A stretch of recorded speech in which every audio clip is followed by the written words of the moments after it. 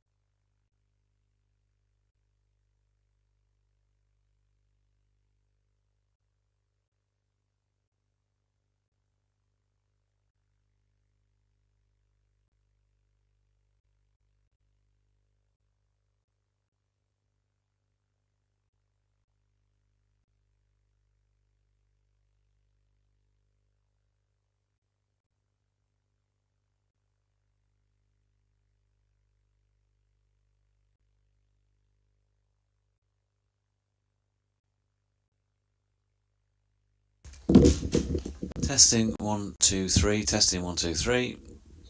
Welcome from Headingley. Is that all good?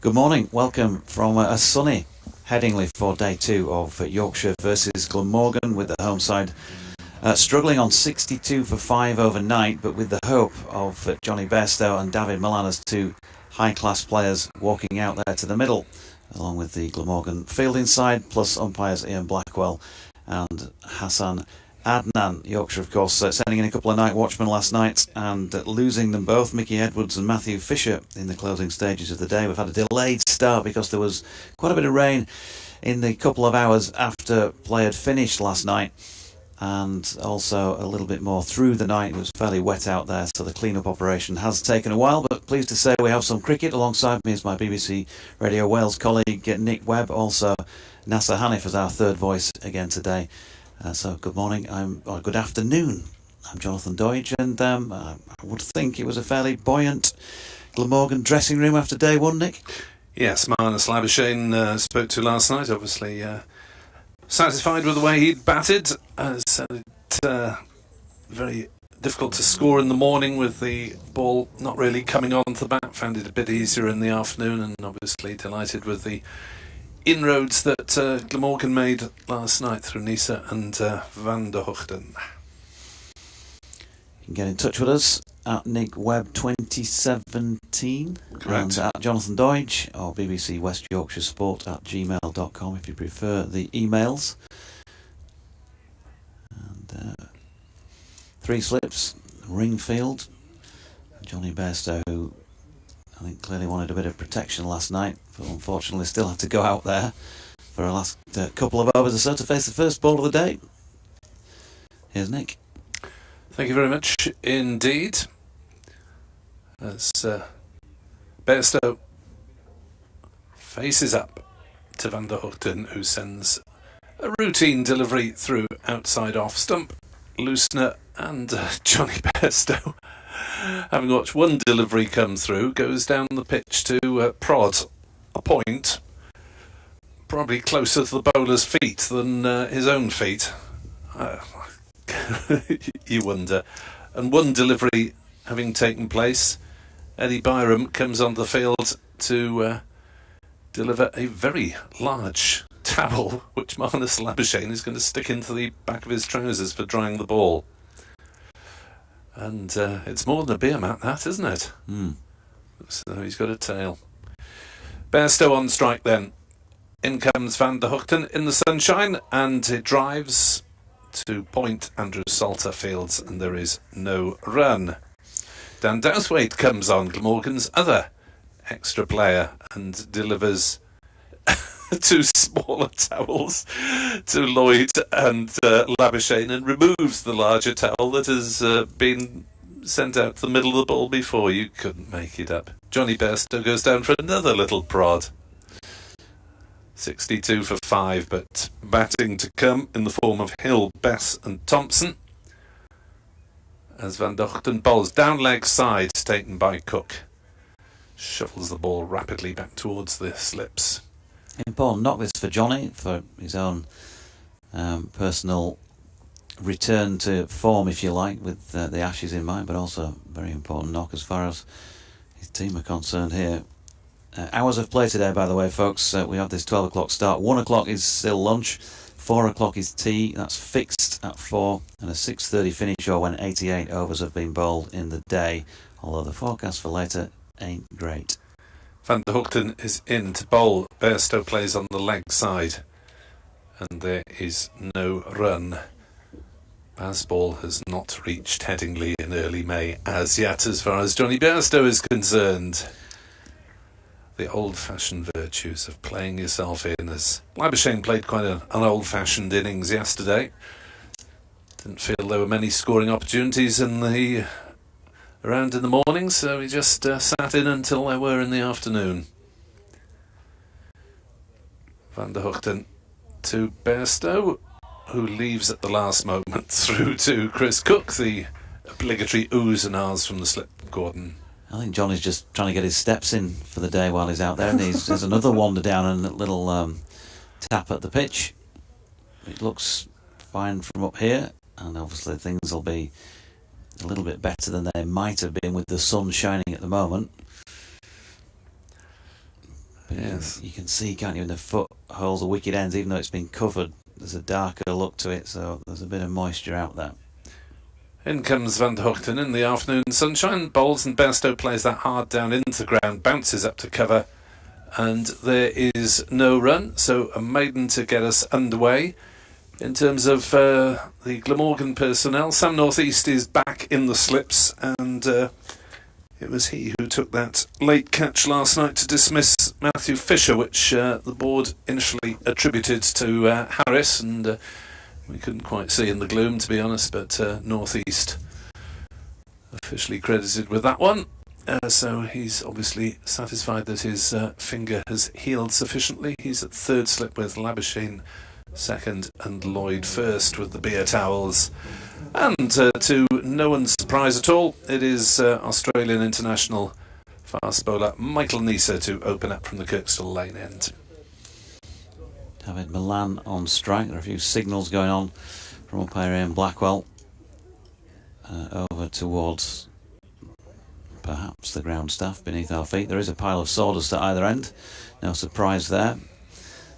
There'll probably be a little bit of juice for a fair percentage of Neser's run-up, but there were plenty of covers on. Virtually the whole square right across the pitch covered. Neser coming round the wicket, but Milan stepped away just as his 2 or 3 strides from delivering. Maybe some movement behind the arm. The strip is fairly tight towards the left-hand side of the pavilion. So maybe some movement in the cover, the sight screen area. There is a piece of material stretched over some of the terracing down at the bottom, the seating area, as Milan does play this delivery and drops it into the leg side. There's no run, still a bit of spectator movement around as well. Not a massive crowd in, but at least they're here, yeah. To be honest. Looking at the forecast early on, you could be forgiven for thinking, maybe I won't take today. Definitely a warmer feel to the day than there was yesterday. Here's Neser then round the wicket. Milan is playing not a particularly confident shot. Anchored at the crease, has a little flick at it. There is a half-hearted appeal from the Glamorgan cordon. Yeah, it was very speculative, that one, wasn't it? They didn't really believe it. What a difference a day makes. And on the terraces, says Edward Cooper, who is here with the St Helens Balconeers. Johnny's still doing some more gardening. I think he's after some sort of horticulture award in the early stages of day 2.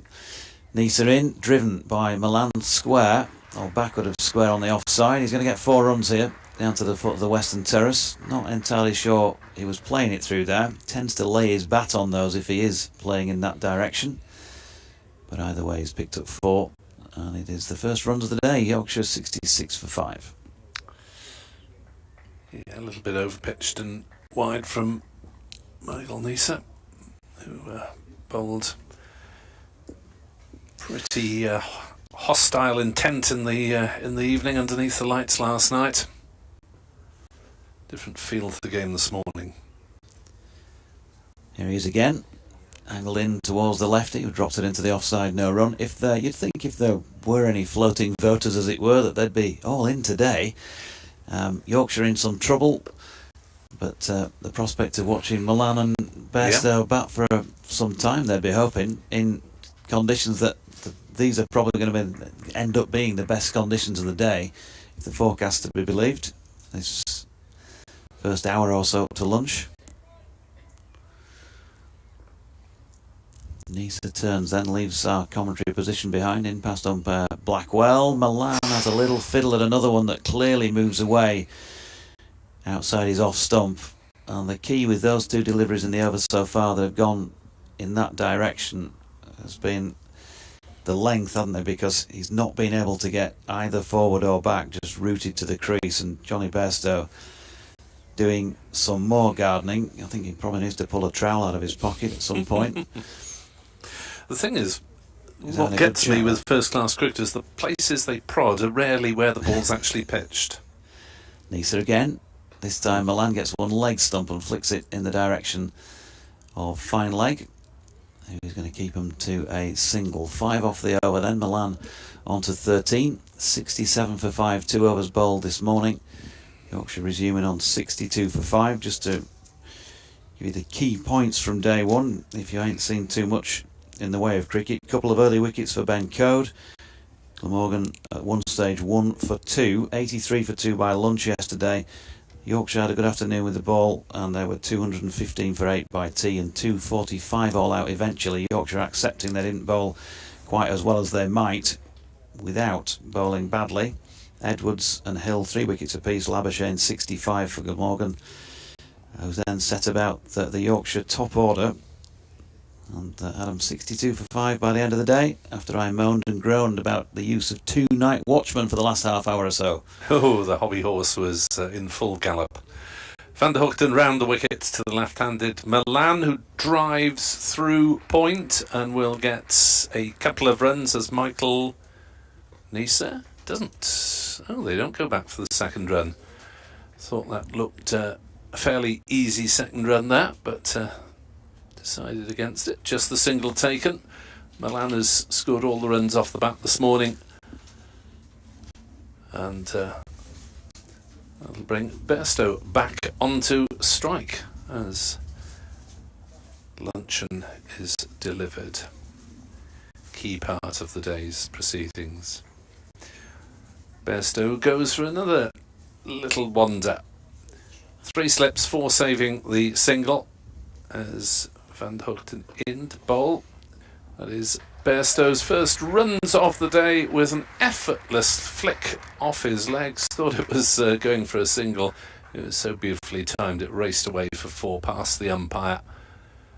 And Yorkshire move up to 72 for 5 with Jonny Bairstow's first boundary in first-class cricket since last August.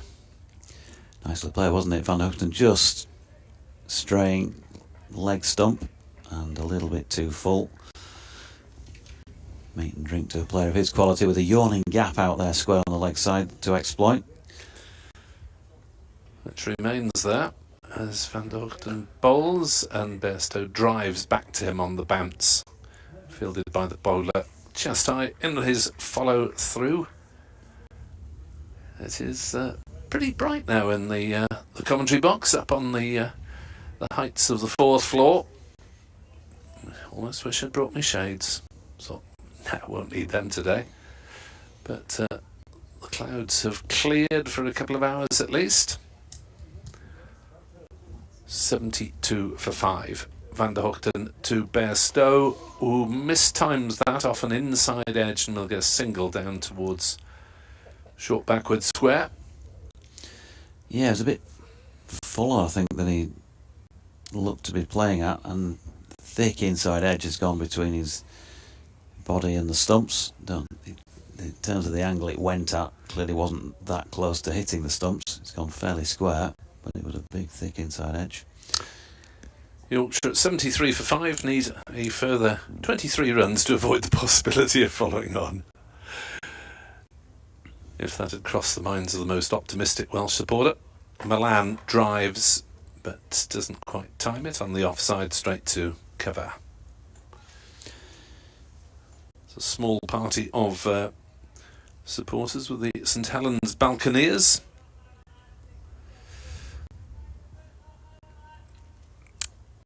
Freddie Jones glad to hear no connection problems with the website output today. Yes. Assistant heads must roll. That's BBC policy, isn't it?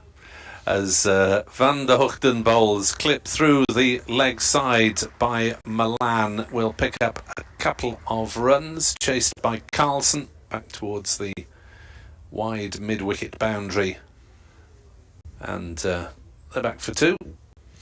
I don't know much about BBC policy. I've been trying to get on the staff for about 30 years, but I'm not up to it. Yeah, well, just don't get on the meetings, training courses and email chains. I get the emails. I've got one now from Adam Mountford, actually. All right. Which is asking us to mention a Catherine Siver-Brunt special TMS podcast, which has just been released at noon. Catherine Siver-Brunt today announcing her retirement from international cricket, so won't be playing in the Ashes to come. I think she's going to, by the sound of things, play in the 100 a little bit later on in the season. As Nisa is in from the Kirkstall Lane end over the wicket to the right-handed Jonny Bairstow, who is solidly behind that one, pushing it to mid-on. So give that a try. One of Yorkshire and England's finest, of course, Catherine Siver-Brunt. And that's out now on TMS Special Podcast. You'll find it on BBC Sounds.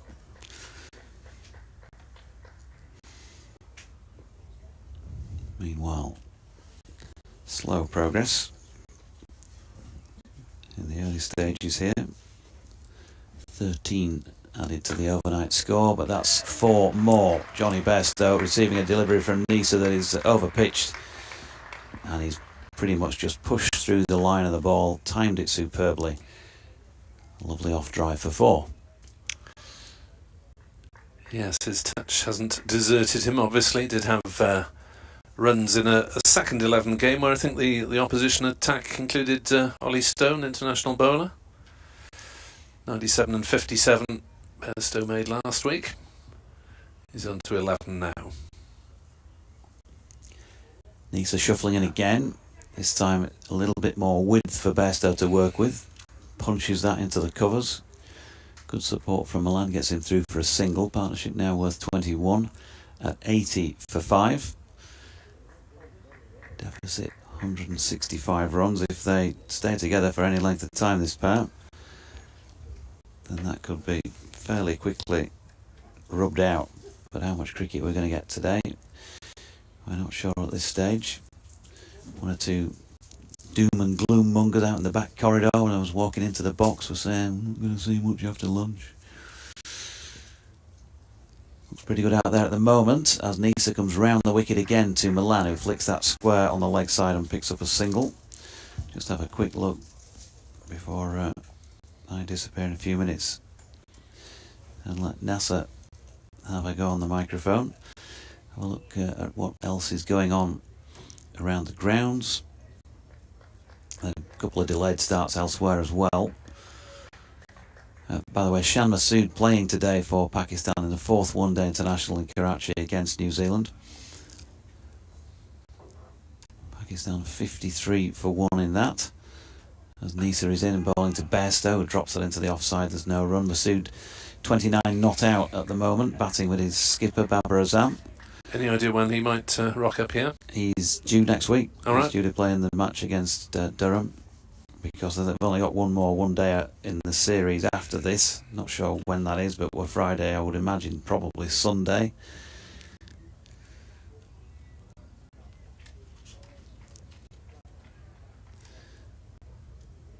Nisa back to his mark. Another duck, unfortunately, for Harry Brook yesterday, wasn't it? A 4th ball duck for Sunrisers Hyderabad against KKR in the IPL. Good delivery by Nisa here, and that is a very good leave by Jonny Bairstow. Can't have been too far away from off stump. He doesn't seem too perturbed by it all. So round the grounds quickly. Southampton, Hampshire 229 all out, of course, yesterday. Warwickshire 82 without loss, trailing by 147 in reply, first innings. At Trent Bridge, they are in play there. Lancs 214 all out yesterday. Notts 165 for 7. So interesting game developing in that Division 1 clash. At Taunton, Northamptonshire 171 for 5. Somerset, of course, hosting there.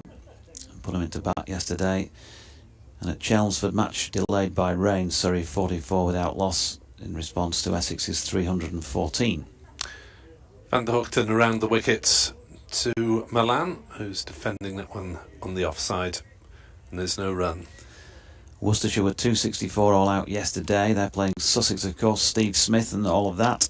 And he's in at the moment, 24 not out, as is Cheteshwar Pujara, both 24 not out. Sussex 114 for 3, responding to that 264 all out of Worcestershire. Just the one other match to tell you about is the Leicestershire-Derbyshire game.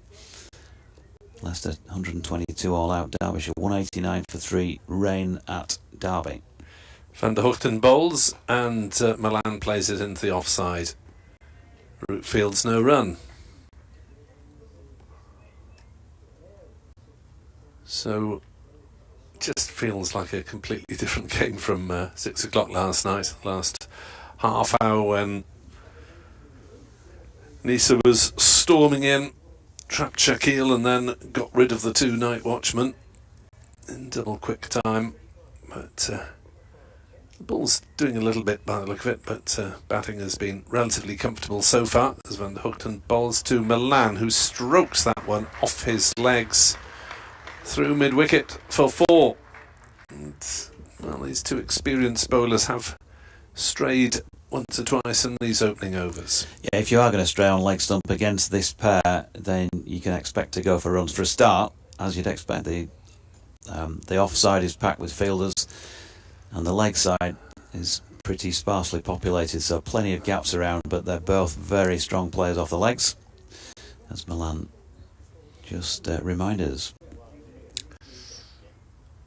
Yes, a dismissive shot, that one. 85 for 5, Milan to 21. Van der Hoogten in, bowls. Milan gets a thick edge, flying through the slip cordon for 4 runs. As North East at third slip dived but couldn't get a hand on it. Was that aerial at all? It was, yeah, it was. We might get a replay.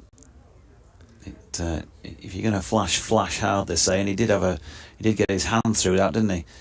It was there in terms of its width to play. He just didn't get into the best possible Milan-like position to play it. 89 for 5. It's another 4 on the board. Van der Hoogten bowls, and the big appeal for Courtby. Not a very big appeal. That was strange, really, because it started off loud and then died away straight away, as if someone had pulled a mic fader down. He didn't get the classic glance around behind from Milan. He was pretty confident he'd got inside the line of it, I think. Yeah, don't know if it flicked something on the way through, but the appeal was not sustained at all by Glamorgan. 89 for 5. Van der Hoogten into Milan, who pushes initially at that and then I think played inside it at the last moment. So one intended boundary, one unintended boundary, and at least one play and miss in that opening over. Nasser Hanif is alongside us. A very good afternoon to you, Nasser. Good afternoon to you, Nick, on a bright, sunny afternoon here at Headingley. Thoughts on the first 20 minutes? I think it's steady at this stage, isn't it? So whilst they see themselves in, and then afternoon, if they can, weather permitting, push on. Because I think that's what Yorkshire will have to do to try to get as many runs as possible in the next day, today and tomorrow. So they can put up a really good, strong first innings lead and maybe just bat the once. Oof. That's a long way away as yet. Michael Nisa, who strangely kicked his marker into place and then starts about 8 metres behind it, don't ask me. Nisa bowls, Bairstow drives. That one will end up with the sweeper at backward point on the boundary. A single taken, 90 for 5. Yeah, sharp contrast in conditions here this morning, Nick, to last night as I was leaving Headingley and all the action was happening then. All the tail enders were finding themselves having to go back to the pavilion after losing their wickets. Yes, it was hostile stuff from Nisa last night. Not quite so this morning, as he'll come around the wicket for the left-handed Milan, and that one is clipped straight to mid-wicket. And there's no run. I'm not quite sure why he's got a bowling marker out there at all. Given that the players generally use markings off a spray can on the field anyway, doesn't seem to bear much purpose. Perhaps he was just kicking it out of the way, since he starts a fair way behind it. Coming round umpire Blackwell. Some dark marks and footmarks already. And pitches that appeal for LBW and given as Milan played across that one, so Glamorgan have the breakthrough and their second bowling point. Nisa gets a 4th wicket and off goes David Milan for 25. Huge blow this one, Nick. For Yorkshire, two of the most experienced players in this Yorkshire setup, in this Yorkshire team, so to lose that wicket at this stage in the game, these two could have really, what Yorkshire were hoping is to sort of bat through this tricky little session, because they've only got up till 1 o'clock and then to come out in the afternoon and really pile on the runs. But this is certainly not as Yorkshire, I'm sure, intended for the game to play out this morning. Yeah, Milan looked in decent nick, didn't he? He'd hit a couple of nice shots, but unable to go on, and I think he looked to be pinned fairly low down by that one. Seemed to play across the line. Was that your impression? Yeah, playing across the line, always very tricky, isn't it? Playing across the line, you, especially sometimes when the ball keeps a bit low, then you really are in trouble. Just arrowed in from Nisa, so bowling round the wicket. As George Hill is next to the wicket, 1 innings of 67 and a couple of low scores so far this season. I think what it also means is if there was some pressure on Jonny Bairstow at the start of the day, maybe he could have sort of shared that with David Milan. He is now left to deal with that himself. A lot of pressure on him. All the eyes on him have been since yesterday. Yes, national UK newspaper journalists at a county match. It's good to see, even if they are reporting largely in the context of what it means for England and Australia. So Hill, who's already contributed to his team's progress with the ball, 3 for 62. Can he add anything significant with the bat as Michael Nisa bowls, the 22-year-old? Oh, there's a big appeal. No, it's clipped the stumps, has it? On the way through. I thought they were appealing for a leg before, but it has clipped the stumps. Hill played no shot, and it is 94-7, a disastrous error for George Hill. It appears whatever conversation the two batsmen were having beforehand didn't seem to work. For whatever reason, George Hill left that delivery and clipped the off stump as it went through. Not a good few minutes for Yorkshire. No, I mean, that did come back in a little bit. Surely he'd have been expecting a bit of movement from Nisa. Just hit the top of the off stump, probably a couple of inches below the bail. But the worst possible feeling for young George Hill, who at least has got some wickets to his credit in this match, because he has not contributed with the bat. Gone first ball. 94-7. So Glamorgan, well, they won't particularly worry if they can't get Jonny Bairstow out, if they can knock over 9-10 Jack now. Yeah, that's the other way of looking at this one. It looks as though the two Australians have done the damage for Glamorgan. Labuschagne, of course, yesterday with the runs, 65 from him, and then today Nisa getting all these wickets. Yep. So 5 for. Yeah. So he's doubled his wickets tally for the season, up to 10. Missed the first round of games because he had not arrived from Queensland in time to participate against Gloucestershire.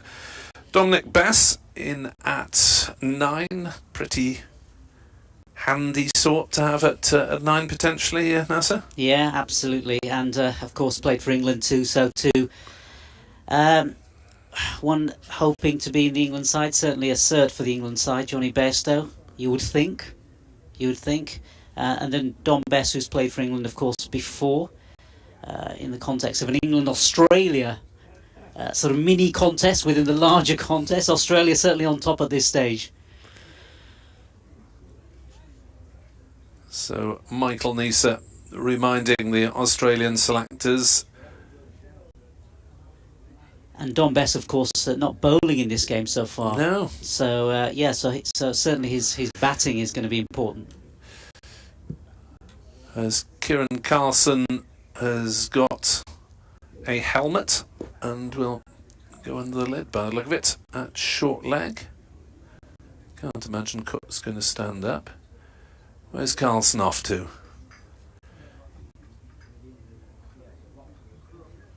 Short on the offside. Well, he's passed it on. Is that Marnus going under the lid? No, surely. Short leg. There's a short leg and 4 slips. 90 for 7 then. And on a hat-trick is Michael Neser as he comes in to bowl to Dom Bess. And, oh, he's got the hat-trick! Bess playing no shot. Lightning strikes again. Yorkshire 90 for 8. Neser on fire. Absolute tragedy for Yorkshire here this morning. 3 wickets for Michael Neser. Hat-trick. Very, very rare, of course, these days in the county championship. Has been so an amazing feat by Michael Neser, the Australian. And if they weren't in trouble before, they certainly are now. Jonny Bairstow rather, has got a lot of work to do. That's come back a long way from Michael Neser, but again, Yorkshire shooting themselves in the foot. Yeah, they haven't learned the lesson from the previous delivery. That one's arced back in, and this time it's Bess who loses his off stump or the bail's off.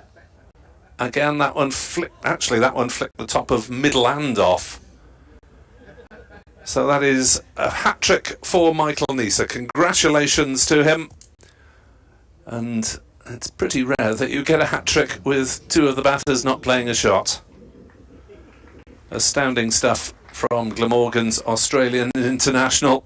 And of course that all increases the likelihood that he will be doing battle in the Ashes series in the second half of the season, or the second half of that series rather, because Australia have picked their squad for the India match and the first 2 tests. He's not included in that. They've only included 4 quicks, but Neser looks as though he'll be running in and propelling the cherry against some England batters later this summer at this rate. Yeah, Jonny Bairstow having a conversation with the new batsman in. The new batsman has got to really hang around and give Jonny a bit of support now, having lost all these wickets very, very quickly. Astounding stuff from Michael Neser, who is now on 6 for 27.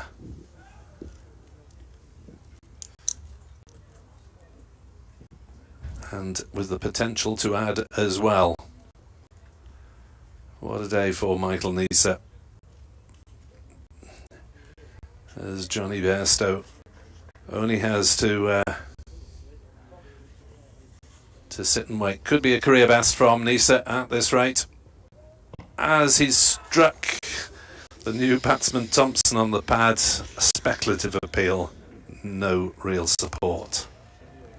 What seems to be happening is every single delivery that's being bowled by Neser here is asking, really, really tough questions of the batsman. Really tough questions, and the 2 earlier deliveries were pretty much in similar areas. But one obviously darting in a little bit more, hitting the middle stump as opposed to the off stump. Looks like no ball was signalled there. It has now gone up on the board, and he suggests overstraining slightly at the 4th attempt. As that one swung a long way, and it's beaten Jordan Thompson outside the off stump. The applause for Nisa's hat-trick over Yorkshire, 92 for 8. And it sounds as if there's quite considerable acknowledgement from the home support as well, so all credit to them for applauding an opponent. Yeah, very difficult morning now, this turning out for Yorkshire. It was always going to be a difficult period, you know, batting for an hour and then having to take lunch and then come back again after that lunch break. But this is going to make that task even more difficult. It's his first 6-wicket performance for Glamorgan, Michael Nisa. And depending on how many further runs he concedes, it could be a career best as well. As Van der Hoogten is in to bowl down leg side, and Bairstow will pick up. Oh, I thought I was going to say 4 runs, but Michael Nisa has just saved 2 on the boundary as well with a headlong plunge. Dramatic stuff.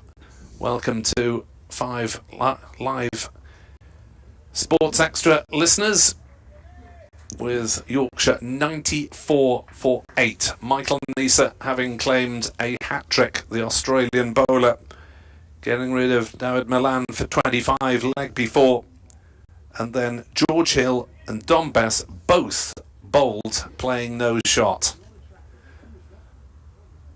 As Van der Hoogten is into bowl, appeal for LBW, not given. Oh, and there's a shy at the stumps as well, just in case Bairstow had wandered out of his ground.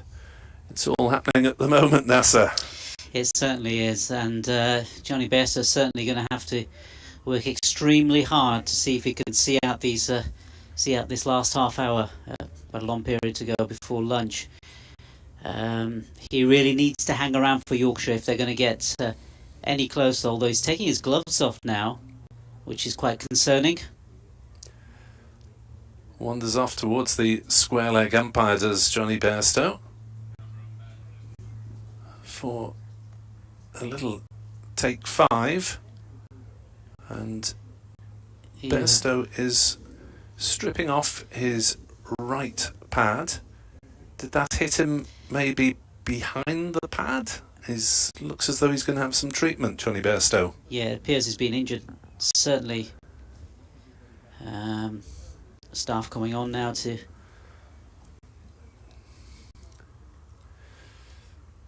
Well, his right pad's off. He's having a little bit of a tension, and it's not good. Taking his boot off. Yeah, it's not a good sign for Yorkshire, this. Last of the recognised batsmen for Yorkshire. They really don't want him leaving. In terms of his fitness, obviously he looked in tremendous shape yesterday, taking 3 catches behind the wicket, one of which was a spectacular diving effort off the inside edge. Appeared to be hit on the pads by Van der Hoogten, but maybe that's just eluded the pad, and the treatment continues somewhere in the region of Bairstow's right ankle, but he's not limping too much as he's going to carry on, so that's great news for Bairstow, Yorkshire and England after a dubious moment.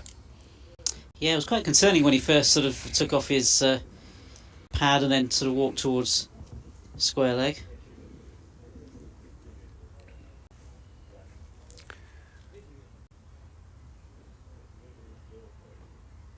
So now he is preparing to resume with 2 balls into the Van der Hoogten over. Bairstow with his helmet back on.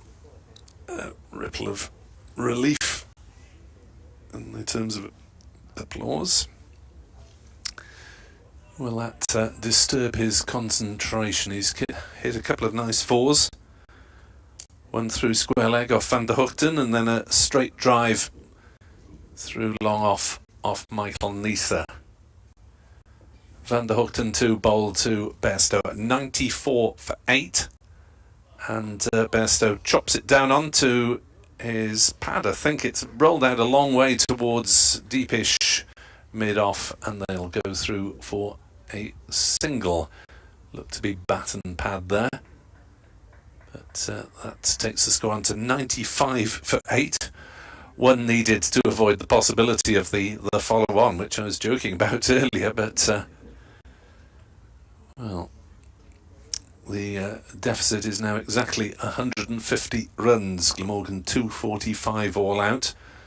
Looked a fair degree below par, but maybe batting is not as easy on this surface, and Nisa getting some considerable swing despite the sun overhead. Van der Hoogten bowls to Thompson, and he's squared up slightly by that, and dead batting it down in front of him. I think that's the curious thing this afternoon, isn't it, Nick? That we have this sun that's sort of coming through here, from where we're commentating from. Quite glorious sunshine, and yet the ball is still doing quite a bit, as we saw in those deliveries to get those Yorkshire batsmen out. Hill and Bess both deceived, playing no shot. Van der Hoogten bowls. That's a nice shot from Thompson. Punched down the ground, past the bowler. Carlson jogs back to collect it. And Yorkshire are officially past the follow-on figure at 99 for 8. But with the likelihood of weather interruptions in this game, Glamorgan will be keen to get on with things as quickly as possible if they do get a first innings lead of any substance. Bairstow and Thompson will do their best to minimise it as Thompson chops down on one and Van der Hoogten picks up in his follow-through. And the over, 99 for 8, Bairstow 14, Thompson 4. It's been a dramatic first 30-odd minutes here at Headingley.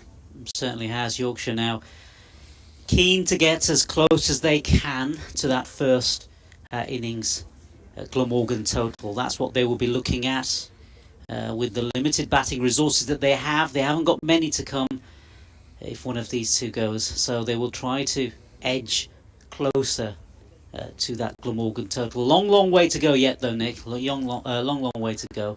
And especially given the performance of the Australian Nisa this morning. An amazing performance, 5 wickets for him. 6 for 29 at the moment. Next to his name on the board, as Bairstow will face him at the start of a new over. Nisa tearing in bowls, and Bairstow drives out into the offside. McIlroy feels at deep mid-off, and Glamorgan happy to give Bairstow the single at the start of the over. 100 up for the home side, 100 for 8, still 145 runs behind. But what do you make about Glamorgan wanting to bowl at Thompson? Obviously is the number 10, but probably be batting several places higher than that normally. Yeah, I think that's a good strategy, I think, at this stage. In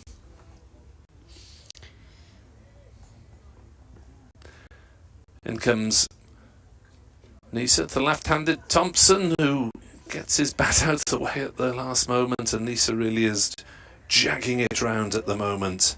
Yeah, they will try to obviously isolate him and see if they can get more deliveries at him, put him under a lot of pressure. They don't need to get Bairstow out if they can just get the others out and leave Bairstow at the other end. Nisa's first-class best is 6 for 57. This is his best Glamorgan performance. As he comes in, bowls to Thompson, who will get a couple of runs down to wide third man, or not, as the case may be, because he's slipped as he looked to turn. If he fancied a second run, which maybe wouldn't have anyway if your partner's Jonny Bairstow, then he was denied that possibility by the slip on the turn. Listening to BBC Sport from Headingley in the sunshine. Watching Jonny Bairstow bat and Michael Nisa terrorise the rest of the Yorkshire batters at the moment. 101 for 8 as Nisa is in to bowl a short ball that Bairstow shapes to hook but then pulls out of, and well, they're enjoying this contest, I'm sure. Michael Nisa, amiable chap off the field, but a pretty hostile presence on it. 101 for 8. Bairstow has 15, including a couple of boundaries. He's faced 27 balls so far. He has 2 fours. Will this be a duel that's repeated in the back half of the Ashes? Nisa is in to bowl to Bairstow, who turns that one towards square leg, sets off fast, just in case there's a chance of a second run, but there isn't. 102 for 8. Jonathan will join us. He's got an update to do very shortly for one of his many Yorkshire stations. Thanks, Nick. Yeah, BBC Radio York to come in a moment or two. But 102 for 8, Bairstow 16 and Thompson on 5. And what a spell from Michael Nisa so far from the Kirkstall Lane end. 33 years of age. And bowling here to Jordan Thompson, and has taken another wicket. A routine little flick at that one by Jordan Thompson, an edge straight through, caught behind, and he has gone for 5, and Yorkshire dire straits here at the moment. 102 for the loss of 9 wickets. And what a great morning for Glamorgan, and a terrible one as far as Yorkshire are concerned. 30 overs complete. They've lost 4 wickets already this morning, and will we see now Jonny Bairstow, will we see him get the opportunity to open his shoulders here and have a pop at this for what remains of the Yorkshire innings? Yeah, Dodgy. It's not the plan that Yorkshire, I'm sure, intended this morning when they came out to bat, is it? David Malan and Jonny Bairstow coming out, hoping to settle the nerves. An hour, of course, they had to bat up to 1 o'clock, see out the Nisa deliveries, and then build a platform for this afternoon, get a few more runs, build a big innings total, but that plan completely gone to pot. So Ben Code, who enjoyed himself down at Hove the other week, is the last man in for Yorkshire. He's got the benefit of Jonny Bairstow at the other end. Code bowled by George Carson down at Hove for 45 off 32 deliveries. A couple of lusty blows for 6 and 5 fours down there, so he can do it. But these are different conditions. The ball hooping around for Nisa this morning, although that was the end of his over. And so they're having a chat, the pair of them now. Wonder what Jonny is saying to Ben, but they've got to get as many as they can. A long way behind in this one. Just time for an update with BBC Radio York.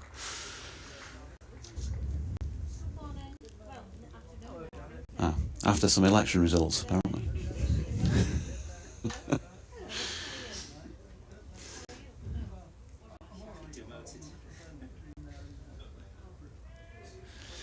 So, Bairstow done a bit more gardening, sets himself here,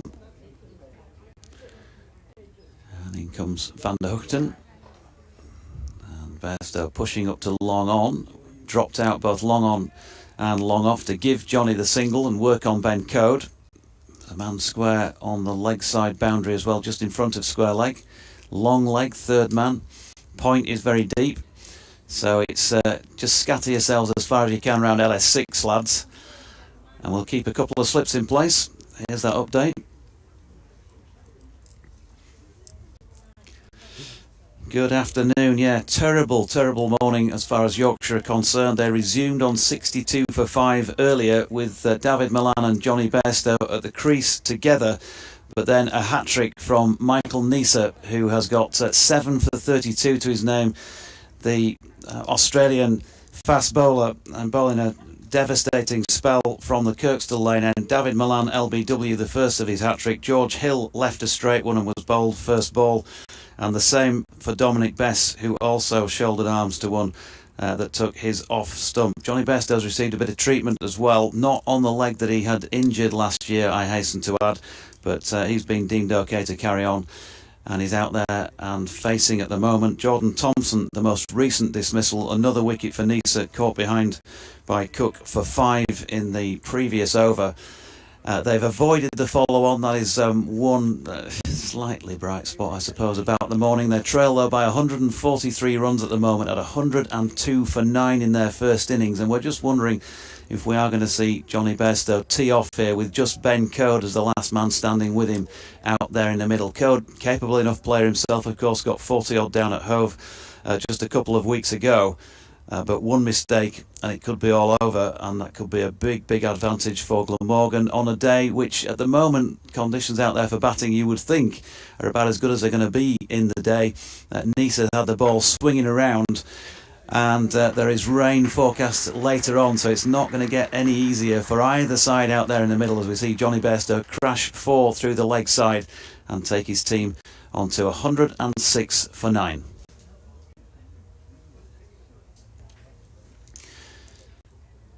So there we have it. I think it's a case of just looking at that. The early signs are stand and deliver from Jonny when he gets half an opportunity, and he's going to be trying to control things out there, having turned down the single earlier in the over. So the field starts to encroach. 2 balls left in this 31st over of Yorkshire's innings. That's all they've been out there for 30 overs and 4 balls. Van der Hoogten's latest delivery down the leg side, a little flick at that by Bairstow, but misses out. Yeah, it becomes this game within a game now, doesn't it, with Jonny Bairstow having to try to control things and try and marshal the remaining Yorkshire batsman, Ben Code.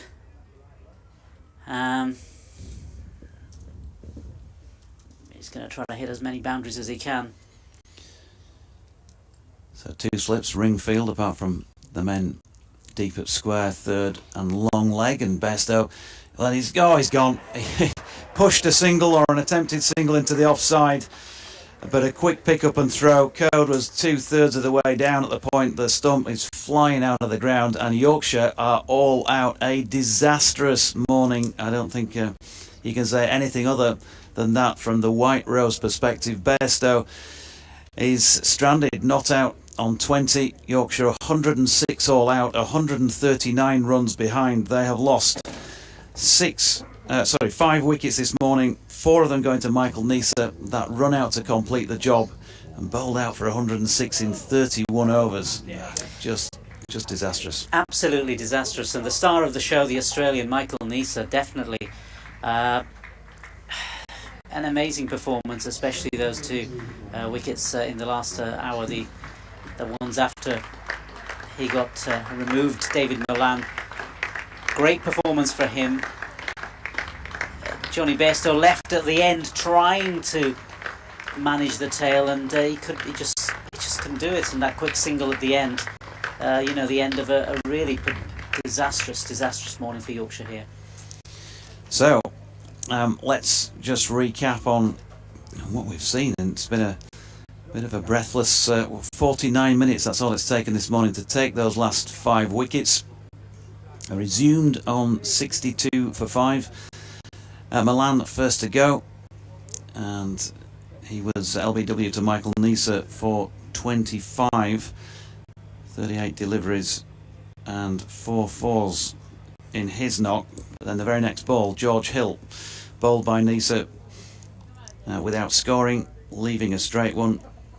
And Dominic Bess, the following delivery as well, 90 for 8 when he was out at 12:28. Nisa completing a brilliant hat-trick. Bairstow a bit of treatment. Then Jordan Thompson caught behind by Cook off the bowling of Nisa for 5.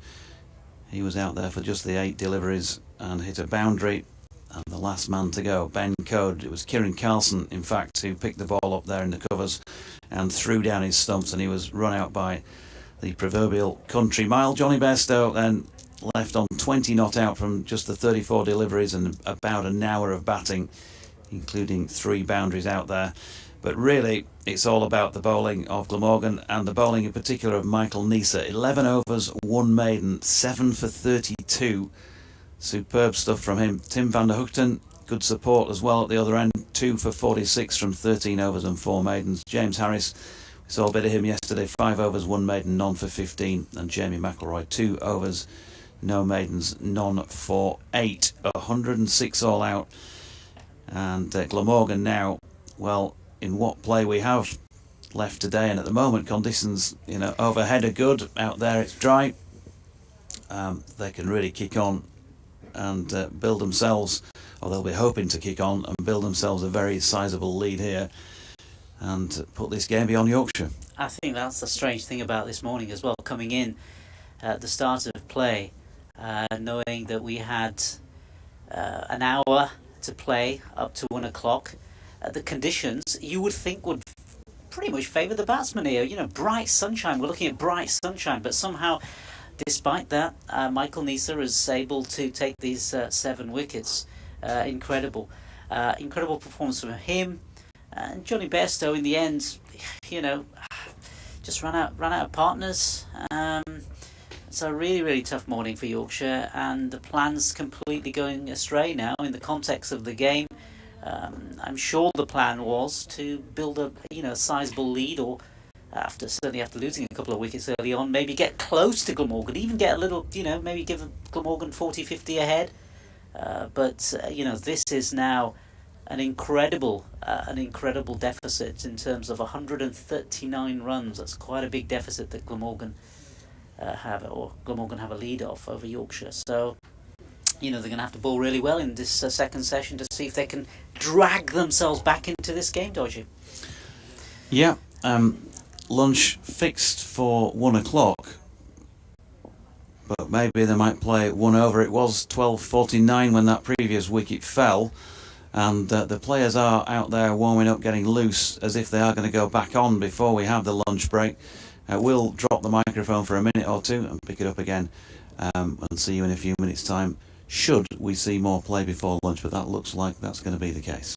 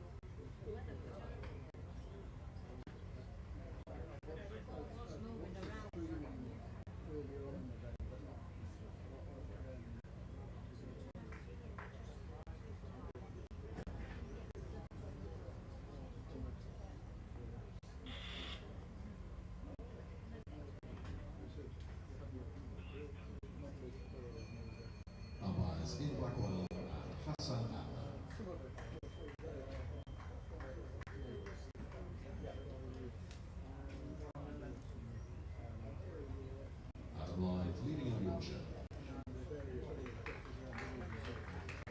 Andrew Salter and David Moore opening the batting for the ball.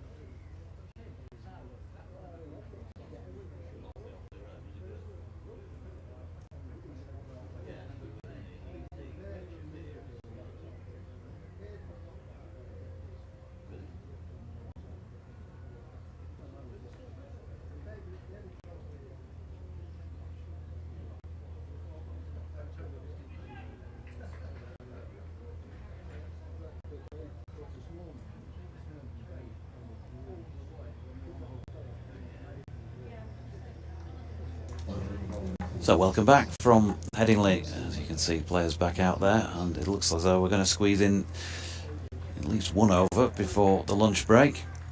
It's only 7 minutes since they walked off at the end of the Yorkshire innings. And they're back out there and ready to crack on. The roller's still making its way off. Matthew Fisher going to open the bowling from the Kirkstall Lane end. Be interesting, of course, to see what the situation is as far as Ben Coden bowling is concerned. He was out there batting. He was the last man out without facing a ball. A diamond duck, as they call it. And that great throw by Kieran Carlson. So, 3 slips. Long leg, third man, point, square leg, wideish mid-off, wideish mid-on. Fisher bowling here to Salter, who has a swish at one that was short of length, on its way through to Jonny Bairstow. There is no run. Salter and Lloyd again.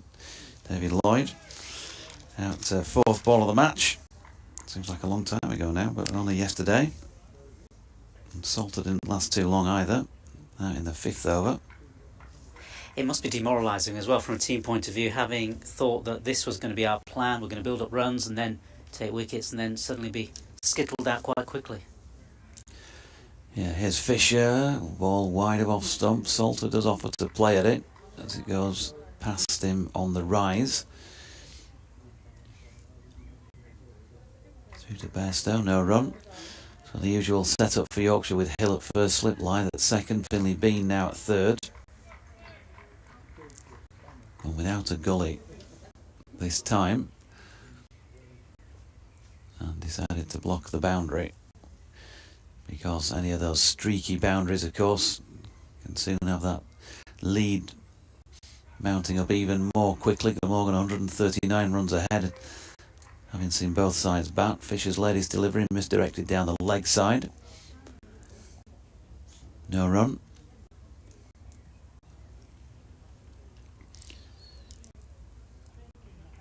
All gone quiet at the moment. At a sunny Headingley as it is down at pitch level, well, there's plenty of dark cloud around, and that forecast not great for what remains of the day. Fisher in again, good delivery this time, wide of off stump. Salter plays inside the line. No run.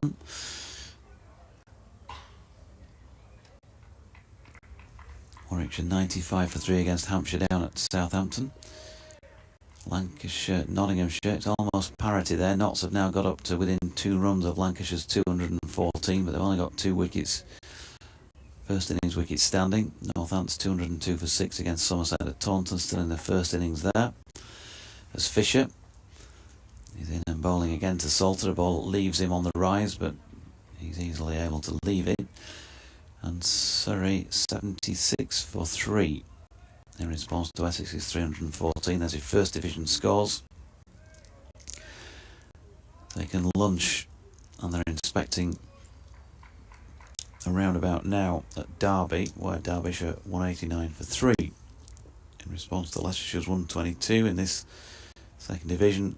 And Sussex now 155 for 5 against Worcestershire. A couple of wickets fell since we last looked at that one. As Fisher's led his delivery, sees Salter solidly behind it to complete that first over as a maiden. Steve Smith is out in that match. Ollie Carter with 4 and Cheteshwar Pujara on 39 are the 2 players in at the moment. Let's have a quick check and tell you that Smith made 30 from 57 deliveries before being LBW to Josh Tongue. And that's his lunch here at Headingley. They're walking off the field, so Glamorgan, well, what a great morning as far as they're concerned. None for none after 1 over second time around, but a lead of 139 to take with them into the afternoon session. And what a disaster for Yorkshire this morning. 5 wickets lost. Milan, Hill and Bess as a Michael Neser hat-trick. He followed up with a 4th wicket the following over from the Kirkstall Lane end when he had Jordan Thompson caught behind for 5. And then Ben Code run out without facing a ball as Jonny Bairstow tried to keep the strike. And the latter was not out on 20 for Yorkshire's 106 all out. Lots for them to ponder and discuss over the lunch break. We're going to take one as well. So from Nasser and Nick and myself, we'll say bye for now, and we'll be back with you once again when play resumes.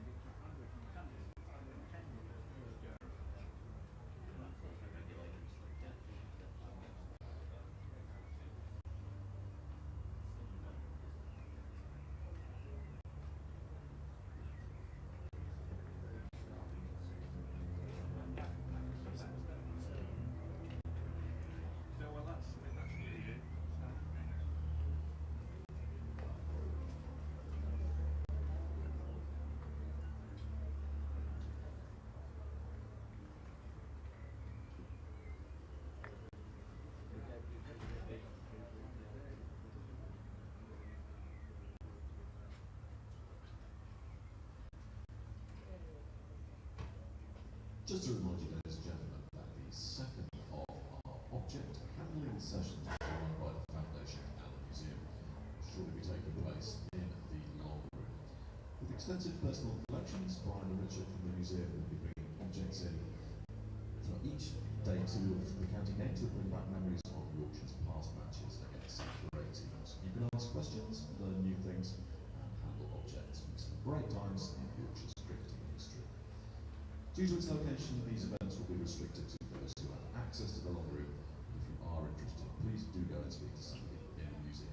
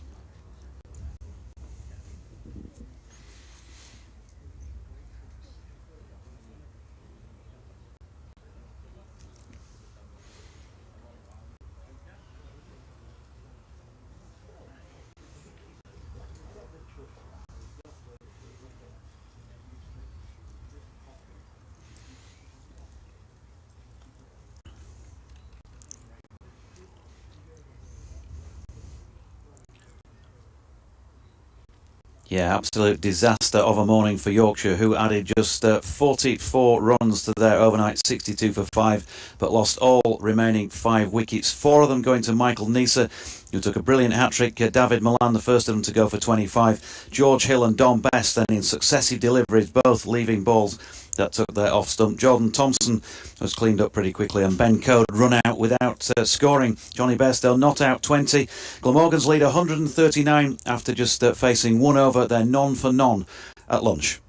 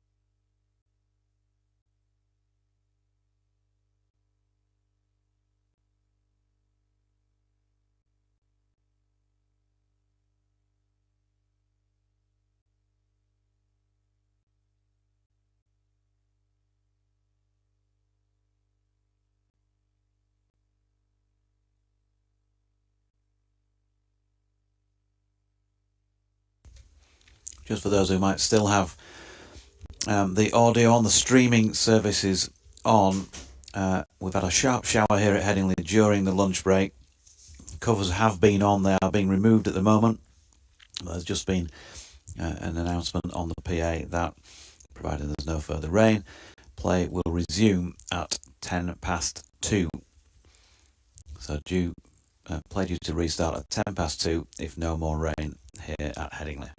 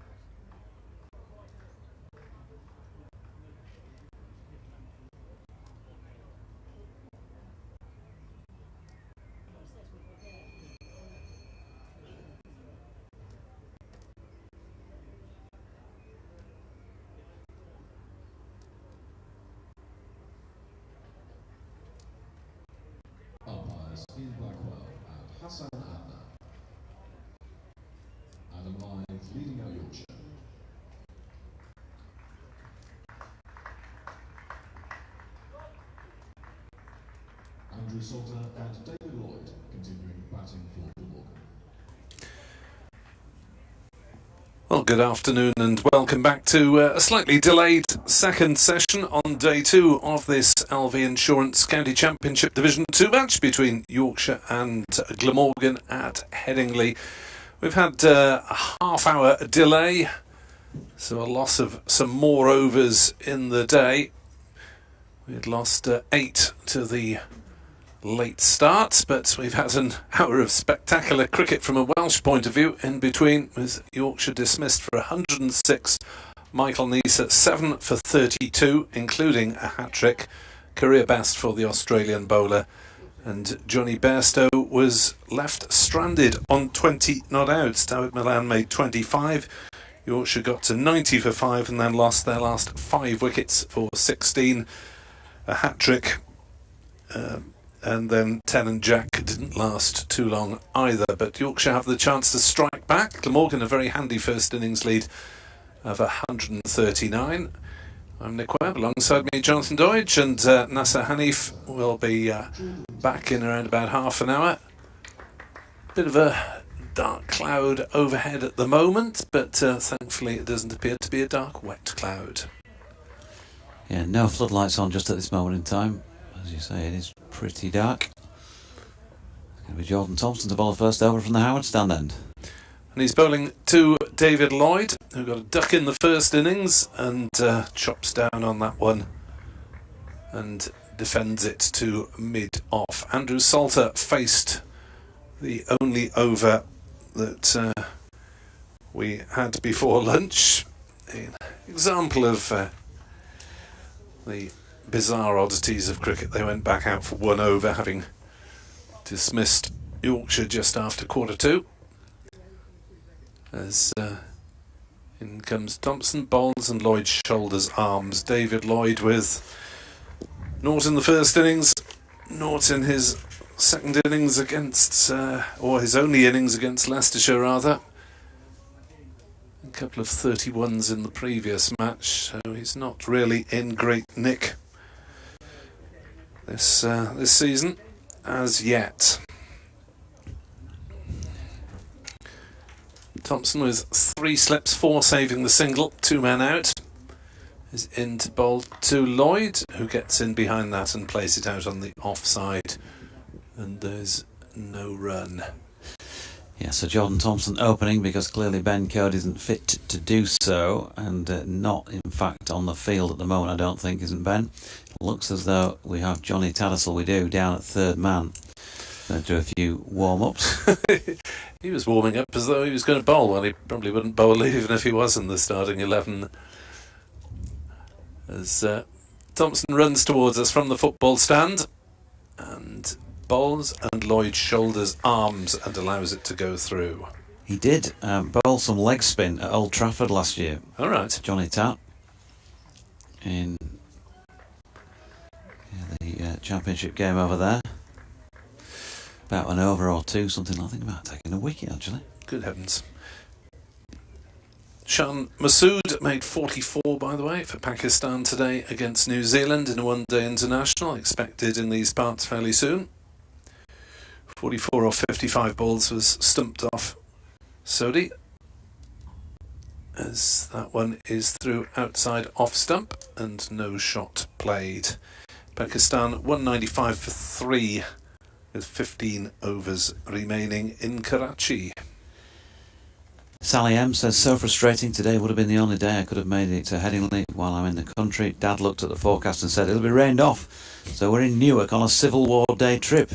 Mind you, he'd have been right mouthy about the Yorkshire score, she says.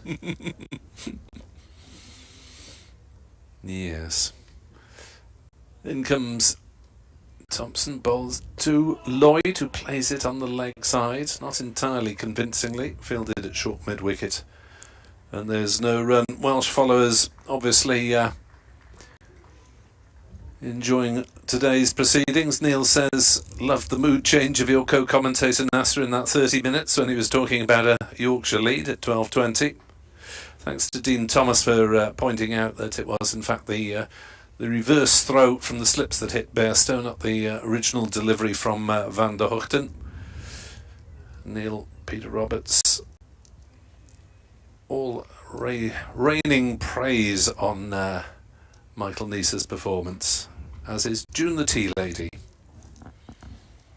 And here's Matthew Fisher from the Kirkstall Lane end, bowling to Salter, who's able to have an easy lead with that first ball wide of off stump. James Hobbs says, with all the rain forecast, it's good to see Yorkshire playing for a result. David Coleman, who's at the Yorkshire Members Forum earlier today. Some folks, he says, were worried about pending points deductions. The way Yorkshire batted this morning, we're deducting our own points. Typical Yorkshire. Glad to see that black humour is the same the UK over in sporting supporters' terms. Fisher in again. Passed to umpire Adnan. Lovely full face of the bat involved in that drive from Andrew Salter, and a good diving stop by Milan, because that was boundary bound out towards the north-east side of the ground. Jonny Bairstow very vocal with the slapping together of the gloves for his Yorkshire and England teammate. Neil Allison says poor shot selection in a couple of Yorkshire team, very poor batting display. And Kate Holdsworth says it's a good job there aren't 3 divisions of the county championship, as Yorkshire would be facing consecutive seasons of being relegated. There's a bit of doom and gloom around. Fisher in and walking across there, Salter to cover his off stump. No run. Yeah, you suspect that 3 divisions could be brought in if ever the counties are forced to concede going down to 10 championship matches, but that particular Strauss initiative was very firmly rejected.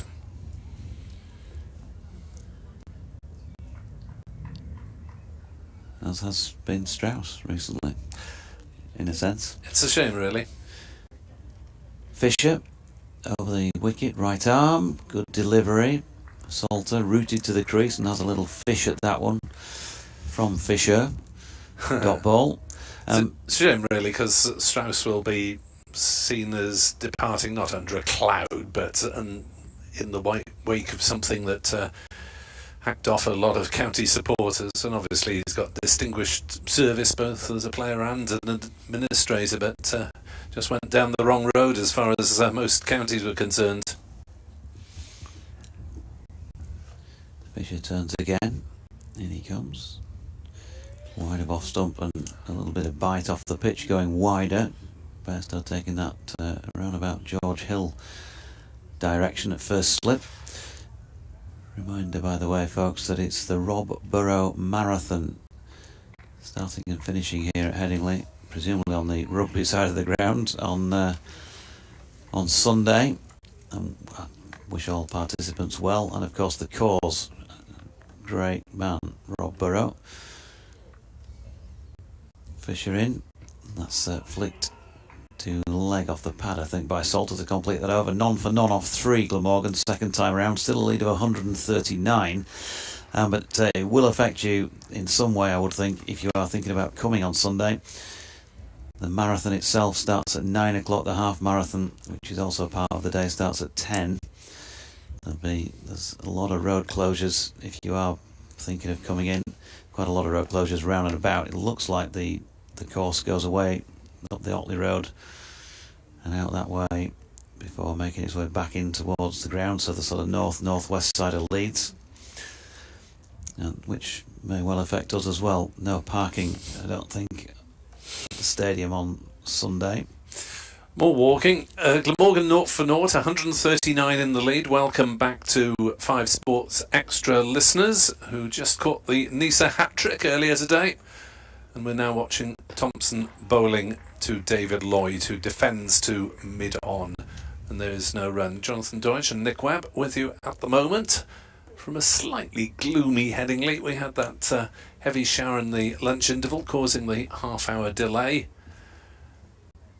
And we've lost some more overs, but we have 65.5 potentially remaining, though it would be amazing if we get there with the showers spreading across the UK today. Glamorgan yet to get underway as Thompson bowls, and now they are as David Lloyd pinches a single. Salter could be in trouble if that hits. Spectacular dive, the throw from Bess was from more or less sideways on and missed, but that really was the single of some men under pressure. I think Salter would have been just about all right, but he wasn't taking any chances as he went base over apex at full length. Yeah, just an anxious moment. And talking of changes of tone there, the voice went up several octaves. Yeah, it's slightly disconcerting that we're still getting a few drips off the roof from that shower, which I think is that coming down in real time. I know it's just a hangover from that shower that we had early in the lunch interval that forced the ground staff to get everything on and then everything off again. We lost the first hour of the morning session. Spectacular second hour from the Welsh point of view. Andrew Salter then, the emergency opener for Glamorgan in this match, faces up to Jordan Thompson.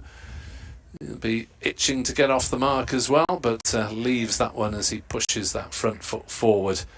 Just to put some context on it, Andrew Salter opening because Eddie Byram woke up on the day of the match yesterday with back trouble, and so Salter did the job, I wouldn't say reluctantly, but with gritted teeth, I think, for the first 6 matches of last season. Is thrust back into the firing line to try and take the shine off this new ball. Thompson is in and bowls to Salter, who's forward defending. Back down the pitch, no run. Salter dismissed leg before by Ben Code in the first innings. That was Code's 200th County Championship wicket, but Ben Code is not with us on the field because he tweaked a groin muscle to some extent in his 10th over. Although he reappeared briefly to field, he's not out there. Johnny Tassel, the sub-fielder, is on. As Thompson bowls outside off stump and Salter allows it to go through, but no doubting there's unless something really earth-shattering happens this afternoon that Michael Neser will take the headlines for his hat-trick and career best 7 for 32. The Australian fast bowler more or less on official standby for the second half of the Ashes Test series. Jonny Bairstow not getting too much of a chance to face him. He was 20 not out when he lost his last partner, was Bairstow. As Thompson is in bowls, Salter tries to work on the leg side, is I think hit on the foot, goes hopping round. No appeal, it was going down lead side, and Glamorgan after 4 overs have galloped onto 1 without loss, and that was a dodgy one. Way he goes sometimes, but I've obviously got all the time in the world ready to try and build here. Put this match beyond Yorkshire's reach. There's a lot of time left in the game. That is one issue for them, and bearing in mind Leicestershire knocked off the better part of 400 on the final day here in their first match of the season. How many do you need? How much time are we going to get over the weekend? I think Sunday's looking alright. It looks like it's raining again at the moment, even though the sun is out. Fisher is in and bowling here, and that's flicked to leg by Lloyd, who's going to pick up a second run through mid-wicket, 2 without loss. It just looks to be a little bit of mizzle in the air. I'm looking with the backdrop of the black scoreboard away to our right, but also bright sunshine at the same time. Can't see any rainbows around. Here's Fisher, bowling then to Andrew Salter, who's driven that firmly. But he drew a really good diving stop from David Milan a little bit earlier off Matthew Fisher. This time straight to Milan. Picks up cleanly. Yorkshire with a slightly more defensive feel to this, in that they've got 3 slips in place. No gully this time. And they have dropped both a long leg and a third man back. The other 4 fielders in front of the batter in the ring, as Fisher is in again, and Salter with a lead through to Jonny Bairstow. There was a slight stoppage in play when he was batting earlier. taking a little bit of a knock on the back of his leg, unprotected, from a little underarm throw in to try and catch him out of his ground. Yeah, it was just a flick from the slip cordon, wasn't it? Didn't seem to strike him with any great velocity at the time. Had a little bit of treatment, but was okay. Wasn't the leg that he injured last year, by the way. It was the right leg. Now then, Fisher's latest delivery is dispatched with a glorious hammer blow through the covers there by Salter. Bit of room to work with, half volley length, and he's crashed that away along the deck out to the east side of the ground for 4 runs. So first boundary of this Glamorgan second innings. 6 without loss, 145 in front. Yeah, Salter faced 18 dot balls and I think probably left at least half of them before getting off the mark in some style, but be interesting to see if he can continue to leave judiciously. Here's Fisher in again. This time just pulls that length back slightly, but another easy leave wide of off stump. Hours of play here, by the way, for those wanting to know. Tee is set in stone at 4 o'clock. Apparently because of the delayed start earlier on. The schedule closed 6:30 or when 88 overs have been bowled. That will of course now have been revised because we lost some time with the delayed resumption after lunch. There was a sharp shower across lunchtime. Full covers were on. Therefore took a while to get it sorted, and they missed an extra half hour before the resumption as Fisher's latest delivery wide of off stump with another easy leave for Salter. Matthew Fisher's body language not looking entirely positive at the moment. Usually quite demanding on himself when he's bowling, and maybe just feels he's not asking too many questions at the moment. He's only gone for the 5, including that boundary. 3 overs, 2 maidens, none for 5. Jordan Thompson 2 overs, 1 maiden, none for 1. And as Nick mentioned earlier, no Ben Code out there at the moment. He got a slight groin issue yesterday. He did bat at number 11 for Yorkshire, but it wouldn't have helped too much that Jonny Bairstow called him for a very, for a ridiculous single really, and he was run out without facing a ball. Thompson starting a new over, bowling to Lloyd, who pushes forward defensively on the leg side. And there is no run, just doing the sums. We have lost another 8 overs after that delay, so it's 80 overs to bowl. 80 overs to bowl. 2 of them won't be because of the change in innings. Yorkshire faced just 9 overs this morning. It took quite a long time because there were quite a lot of comings and goings, plus the treatment to Bairstow as he watched his batting partners change with great alacrity at the other end. Thompson, right arm, medium fast to Lloyd, who stretches forward, defending, and we're watching really an opening bat who has not seen things go his way this season, and David Lloyd, and Salter, who's playing just his second match of the season and made 13 batting down the order up at Leicester last week, and both of them out for ducks in the first innings, so maybe the caution is pretty understandable out there as they look to develop this lead. Thompson in to bowl. Lloyd clips one off his legs towards square leg, and relief from the Glamorgan balcony down beneath us from the sound of it, as David Lloyd gets his first boundary and Glamorgan into double figures at 10 without loss. Yeah, just straying on leg stump. Jordan Thompson can be a bit two sides of the wicket, as we say regularly on the commentaries, but does pick up wickets, and he's back in that drive position, if you like, at the moment, replacing Ben Coe with a new ball, something he has done in the past. As Thompson is in to bowl to Lloyd, who gets one off the inside edge down towards fine leg. It's well kept inside the boundary by Fisher, and I think Lloyd was trying to leave that one and got it off the inside edge for 2. Yeah, Jordan is he's incredulous at the end of his run. He can't believe he's just stood there for the entire duration of the run and more, and can't believe that did not cannon onto the stumps. But Just some days. That bit of luck is with you. On that occasion it wasn't. Yeah, Lloyd was trying to get his bat outside the line of the ball rather than inside, which is always slightly risky, I think. And got the inside edge. Thompson is in again to Lloyd. Appeal for LBW. Looked a bit speculative from this distance. It felt a bit high first and foremost before you even thinking about the direction, and yeah, I think it was more in hope than expectation. You should enjoy bowling in these conditions, Jordan. Just looking at the replay, yeah, it's caught him well up on the pad flap. I know he's not the tallest, but there's got to be some doubt on height.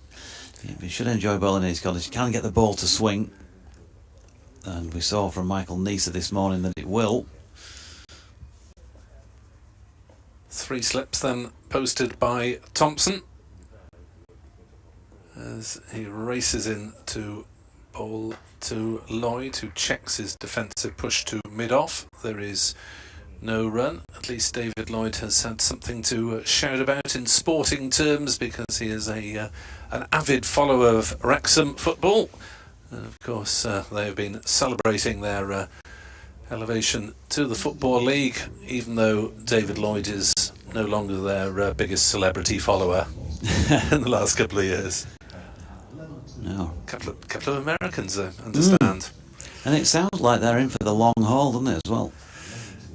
Yeah, I mean, they took over from a supporters group who'd sort of basically rescued the club from financial troubles and got some sort of stability, so at least the club was on an even keel before they came in. Here is Fisher bowling to Salter, who pushes one out to Johnny Tattersall at point. There's no run. We'll have an update for BBC Radio Leeds to come in the not too distant future. So stand by for a word or two from Richard Stead. Well, you won't hear it. But you'll hear the responses. Fisher back at the end of his run. Those who can't see the pictures but are listening audio-wise, it's bright and sunny at the moment. There was a little bit of mizzle around. That seems to have blown over for the moment, as Fisher's latest delivery is pushed back to him by Salter.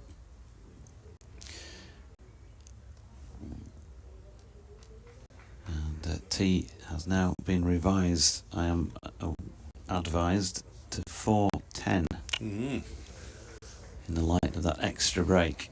Thank you to Kevin Howells for that. So 12 without lost Glamorgan, a lead of 151, which, the way this game has gone, is sizable. Fisher just checks after several strides, and he's going to go back to his mark. None for 5 for him so far, into his 4th over now. Bowling at the end that Ben Code would normally want, and he's made his way in again and once more stopped here. Not sure if he's having problems with his run-up or something else not quite right about that. Places his feet precisely, and he's going to go all the way through and bowl this one now. Up there to drive, and Salter accepts the invitation, but as he has done on 2 previous occasions already, finds Milan, who is in precisely the right position at a wideish mid-off. Fairly tight as well. Didn't walk in too quickly there, and has finished up bang on the wicket ends, about 4 or 5 strips away into the offside, the east side of the ground. Salter on 4. Fisher turns again, and once again he's not going to get through and bowl this delivery, so it's starting to feel like either he's maybe slipping slightly after the rain, and they did obviously run the rope over that, or he's just having problems feeling the rhythm of his run-up, and he's getting to a stage where he knows he's not going to quite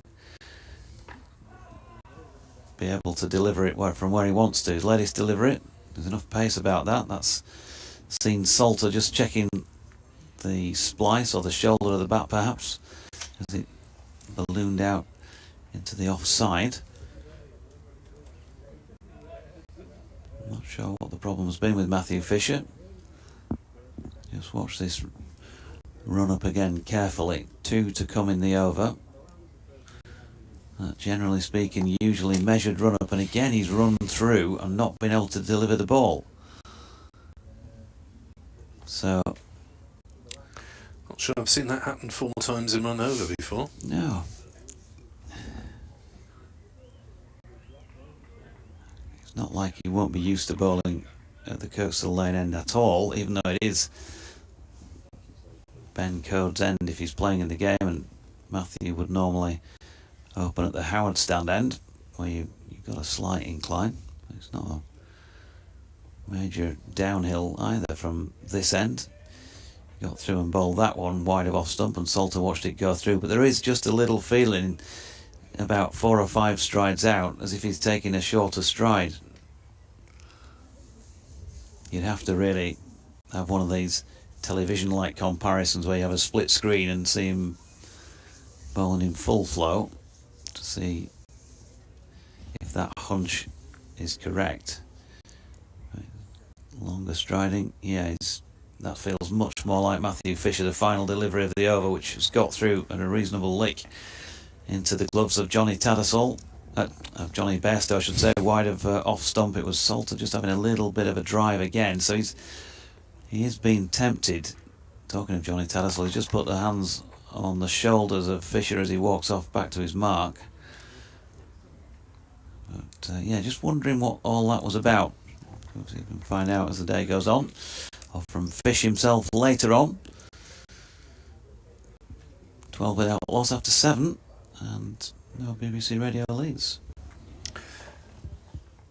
So Fisher, Thompson, Edwards and Hill all joined in the wicket taking in the first innings, 3 apiece to Edwards and Hill as Thompson starts a new over from the football stand end, and Lloyd drives, squirts one down to backward point where sub Tattersall is the man patrolling that quadrant, doing a sort of third man come point beat. 13 without loss. Lloyd moves on to 9, but these two with no real momentum in the innings so far.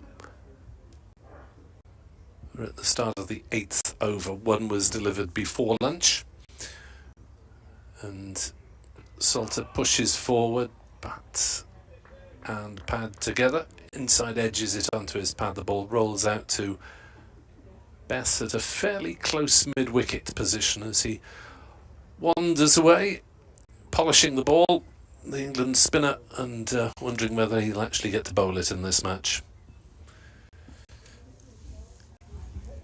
In terms of 4th innings of this game,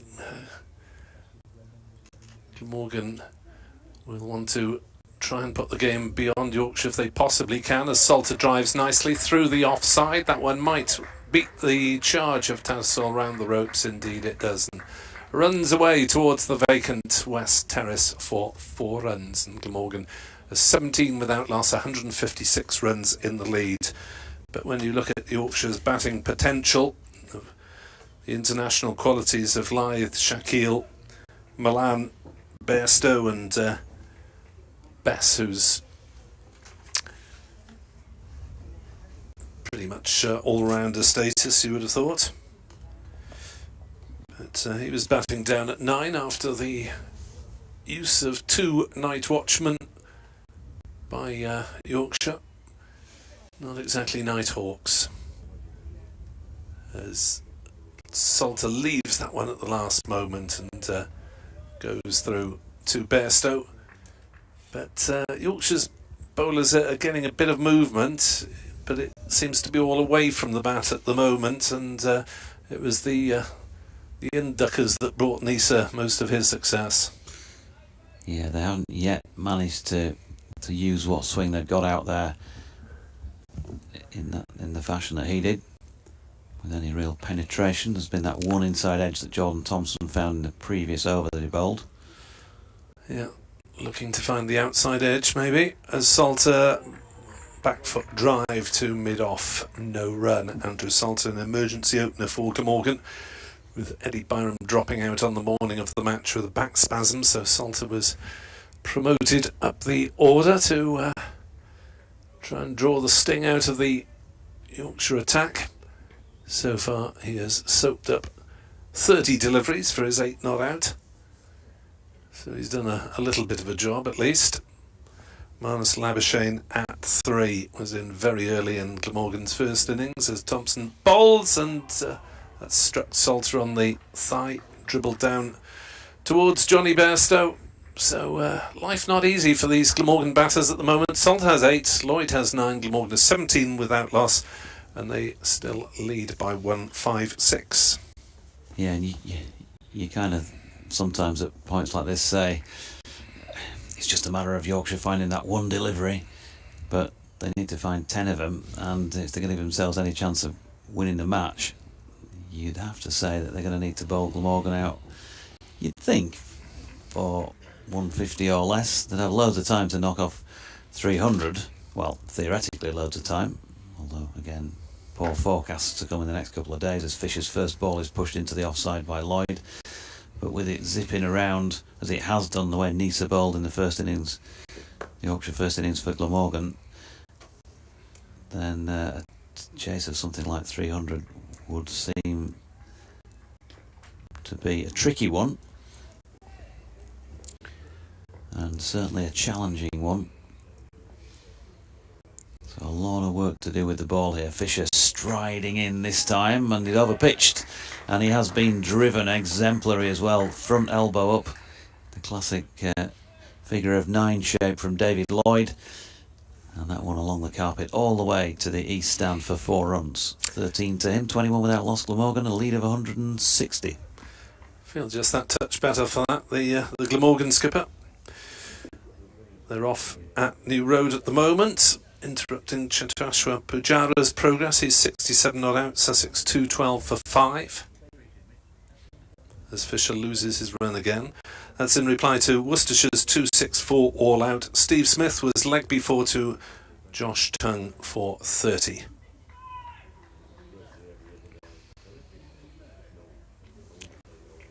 Lloyd takes the opportunity to do a bit of gardening as Fisher walks back to his mark. 4 left in the over.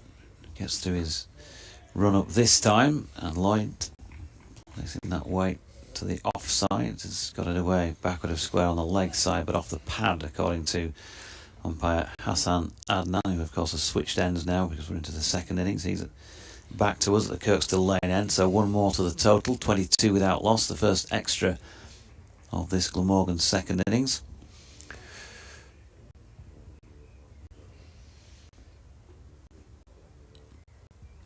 Salter taps his bat. 8 not out at the moment.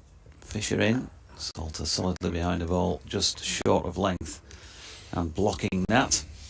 David Coleman says fringe Aussie Nisa gets hat-trick as part of 7 for 32 playing out English Ashes conditions, yet some of the ECB players haven't held a county championship bat or ball in months as warm benches in IPL. Who can he be talking about? Our coach Otis Gibson said this morning how astute the Aussie prep is. He says, as Fisher's latest delivery is a good one, Salter just feeling for that outside off stump as he went past on the rise.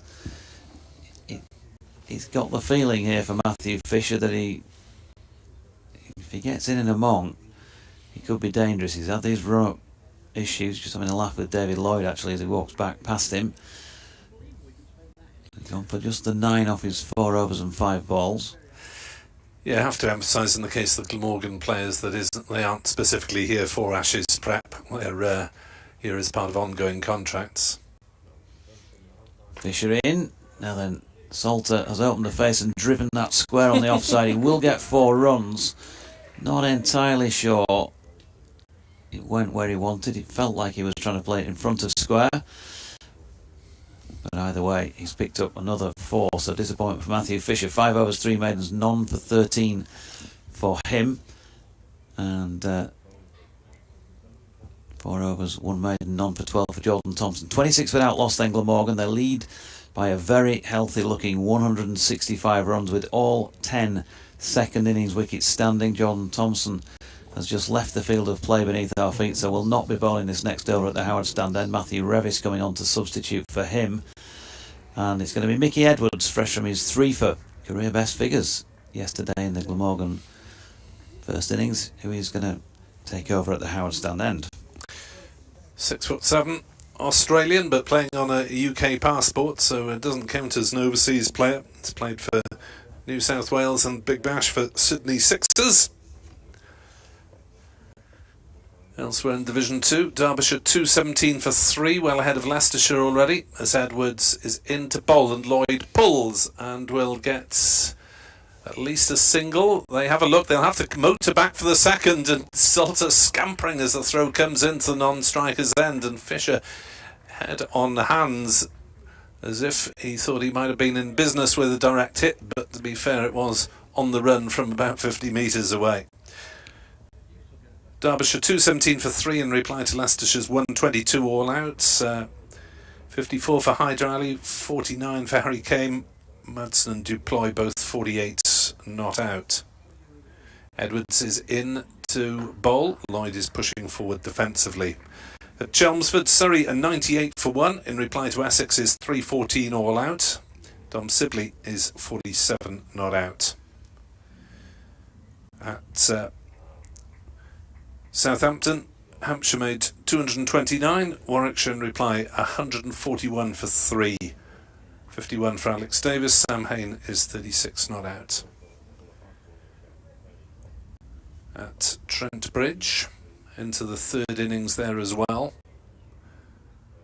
Edwards is in to bowl, and Lloyd tries to work on the leg side, is hit somewhere on the thigh, ball just bounces down in front of him. Lancashire 214 all out, not 249 all out, a lead of 35. Hasib Hamid was out for 97. No wickets for Jimmy Anderson, not for 49 in 13 overs. 3 apiece for Bailey, Williams and Balderson. And Lancashire are 14 without loss. Still 21 runs behind. And at Taunton, after this delivery from Edwards, bowls, Lloyd tries to pull, doesn't time it, and is again hit on the thigh. No run. At Taunton, Northants first innings 255 for 9 with James Sales 57 not out. Jack Leach has taken 3 for 15 there. Also 3 wickets for Lewis Gregory as Nasser Hanif joins us here on BBC Sport Online and 5 Sports Extra as well. Welcome along wherever you're listening. Sunshine at the moment, dark clouds approaching Headingley as Edwards is in to bowl and Lloyd pushing forward up to mid-on, and there is no run. Afternoon, Nasser. Yeah, afternoon, Nick. And Yorkshire keen to get some early wickets here. They definitely need that after that appalling session that they had just before the break. If they're going to get themselves into this match in any serious way, Glamorgan are certainly in control as it stands, and they will look to build on this opening partnership. Edwards is in to bowl to Lloyd, who has managed to tap this one through the leg side. It was pitched slightly further up and he's drilled it through mid-wicket. One man there, Milan, trying to do the job of covering both mid-on and mid-wicket. In the end, he did neither. Lloyd moves to 19 and Glamorgan to 32 without loss. A lead of 171 runs, which the kind people on the scoreboard have put on the bottom, so we don't have to constantly calculate everything. In the one-day international in Karachi, Pakistan 251 for 4 with just over 7 overs left against New Zealand. Babar Azam is 92 not out.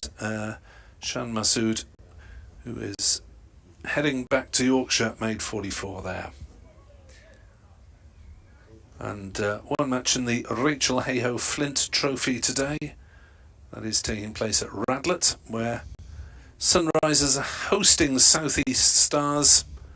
The Stars are 88 for 4 in the 16th over there. Sophia Dunkley out for 2 as Fisher starts a new over, and that one is allowed to go through. What have you made of the accuracy or otherwise of this Yorkshire opening attack, Nasser? Yeah, it certainly has been accurate, but without the wickets, and that's what Yorkshire need at this stage. Definitely, they need to make quick and swift inroads into these early Glamorgan batsmen if they're going to make any serious comeback in that match, in this match rather. Fisher is in once more, and Salter is on the defensive, playing out on the leg side, and there's no run. Because what they don't want to do is leave themselves, this is Yorkshire, chasing a big total at the end. Yeah, we've seen that big final day totals are possible here, as Leicestershire surprisingly achieved them in round 1 of the season. Just shy of 400 for victory. Long way go for Glamorgan to build that sort of lead as Fisher bowls, strikes Salter on the pad, and they'll go through for a leg by as the ball runs down towards fine leg and is retrieved by Jonny Bairstow. And I guess, Nick, others will also point to the run chase on the final day of someone who's played for Yorkshire, Shea Hope, when he was playing for the West Indies, and he scored heavily for the West Indies, in fact a century, as the West Indies beat England on a final day, and that was a massive total way back a few years ago now. Fisher in bowls, Lloyd with a wristy little flick past square leg will pick up a couple of runs. It's a long chase for Mickey Edwards as the aviation passes overhead.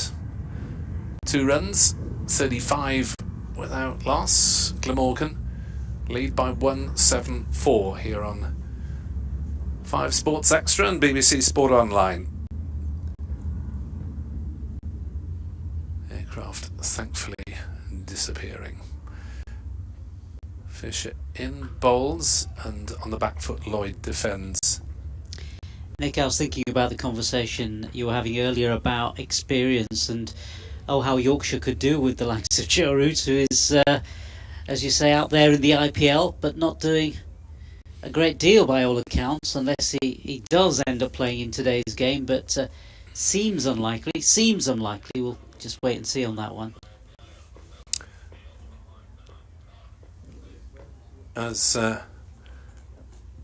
in comes Fisher once more. And there's a push and run on the offside by David Lloyd, and they scamper through for a quick single, 36 without loss. I can't see the name Root on either team sheet there. No. Rajasthan Royals against Gujarat Titans. Yeah, it would be fairly evident if we could see it, but sadly it's not there, is it? No. Josh Butler seems to... No, it's not there. Looking through the list very quickly, it's definitely not there. Which is a shame. Yeah. Certainly for the Yorkshire supporters here. Rajasthan overseas contingent includes Butler, Hetmeyer, Zampa, who briefly played in Cardiff last season, one of the blink and you miss it international appearances during the 100. David Miller, who had a very brief spell for Glamorgan, is in the Gujarat Titans lineup. As Edwards starts a new over and Lloyd drives firmly but straight to mid-off. Rajasthan Royals won the toss and decided to bat in Jaipur. Miller's stint with Glamorgan was included an entertaining little week where he was called home to play in a South African A match. Just about got back in time to feature for Glamorgan in the quarter-final in Cardiff. I think he arrived at Heathrow in the early hours of the morning or breakfast time or something like that. As Edwards is in to bowl and Lloyd defends back to him. And so he's flown 10 hours or whatever it was from South Africa back overnight, brushing the sleep out of his eyes probably as he takes the field at tea time in Cardiff, and wasn't required to bat as Glamorgan won by 9 wickets. Thanks for coming. Amazing. Sadly didn't manage to contribute in the on the finals day last time Glamorgan got there in 2017. Edwards is in, bowls, and Lloyd pushes defensively on the offside. Then no run. I guess international cricketers these days, they certainly clock up the air miles with all these tournaments taking place all around the globe, don't they? Whatever parts of the globe that you're looking at. Yeah, the international guns for hire seems to be an ever increasing part of the cricketing world. As Edwards is in to bowl and Lloyd works through mid-wicket, there is a deep man on the leg side, and it'll just be the single. 37 without loss. Glamorgan lead by 176. I think there's going to be a natural and increasing split, isn't there, between those who specialise in the longer form of the game and those who go for the crash bash wallop events around the world. I think there is, Nick. I think that's clearly evident from the sort of players that play in these various leagues. Some are just hired for those. Edwards in again, and Salter has a swing at a wide one. It's not great cricket all round, really. A difficult ball for Bairstow to take as he dived to try and protect his slips. George Hill gets a slap on the back as well from Bairstow. Poor ball, poor shot. No contact made. And sadly, a lot of it does come down, unfortunately, as is the way, down to money and what some of these leagues can pay. And it might deprive, county matches like this, the one we're watching, of important players. Edwards is in to bowl. Salter defends. But there is plenty of international quality on show, isn't there, in that Yorkshire batting lineup? Yeah. Lyth, Bairstow, Milan, and Bess, all international England players of various statuses, and Saud Shakil with 10 Pakistan appearances across 50 overs and tests, and of course Glamorgan with the likes of Labuschagne and Nisa flying the international flag, likes of North East, one of the most experienced and well-versed UK county players of recent years. Yeah, Don Bess has played for England as well, for Yorkshire. He's out there too, so he's... yet to really contribute to this game. Yes, absolutely, yeah. As Yorkshire make a bowling change and bring Thompson back from this Kirkstall Lade end. Don Bess has not bowled in the match as yet, and was out first ball playing no shot to give Nisa his hat-trick. Here's Thompson into Lloyd, who drives on the leg side, didn't really time it. But I guess the positive way of looking at it, Nick, and we have to from a county championship point of view, is despite the leer of the IPL, that these players are still willing to come out and play, in county cricket from different parts of the world, like the Michael Nisas and the Marnus Labuschagnes that you've been speaking about. I mean, that still is very important. It'll be interesting to see how Glamorgan deal with Nisa's likely absence, as that's outside off stump and hammered away by David Lloyd. Short muscular form really laid into that one and belted it through the offside for 4 runs. He moves on to 27 and Glamorgan on to 41 without loss, 180 runs in the lead. But it looks likely that Nisa will be top of the queue when Australia reselects their squad for the second part of the Ashes series, and Glamorgan will really need to recruit a quality international bowling replacement for him. Thompson bowls, forward comes Lloyd, defends up to Fisher at mid-on, no run. It's real 4 seasons in one day sort of weather at the moment. It must be difficult for counties as well when they look at players and they look at availability as well. How long can a player play for, how many matches they can go on for, because that's crucial as well, certainly if the likes of Glamorgan and Yorkshire here, because Thompson runs away from us and bowls to Glamorgan captain David Lloyd, who's forward shouldering arms through to Bairstow.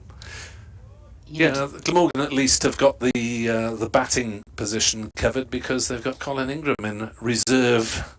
The luxury of actually having 3 overseas players available at the moment. Yeah, there can be a case made here for, you want them as long as possible.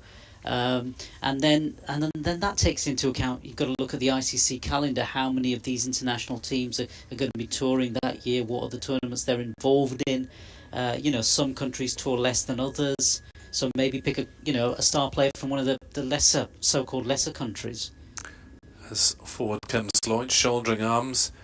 I mean, there is a solid argument for picking someone who's maybe a fraction underneath international level, current international with some test experience in the past, but who's available for the whole of the UK summer. And you can just say, well, there we are, he's batting at 4 or he's bowling or whatever. 41 for naught. As we continue on BBC Sport Online, 5 Sports Extra have left us for the time being as Lloyd drives to a tumbling Fisher at wide mid-on, and there is no run. I guess that's the draw of players from countries like Pakistan at the moment, where you get really good players, but because they're not touring the likes of India, which would be potentially a massive series for many and varied reasons, not worth going into any of them at this stage, but it means that players like Shan Masood can come and play for Yorkshire, and others can play for different counties as well. So that's really helpful from that point of view, I think. Yes, if you can solve subcontinental cricketing and political differences before tea time, you're a better man than I am. Is Edwards, bowls down leg side.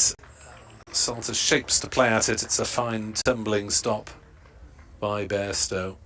I think this is a really frustrating period now for Yorkshire as well, because they could do with getting stuck into this opening partnership for Glamorgan. They don't really want this match to get away from them.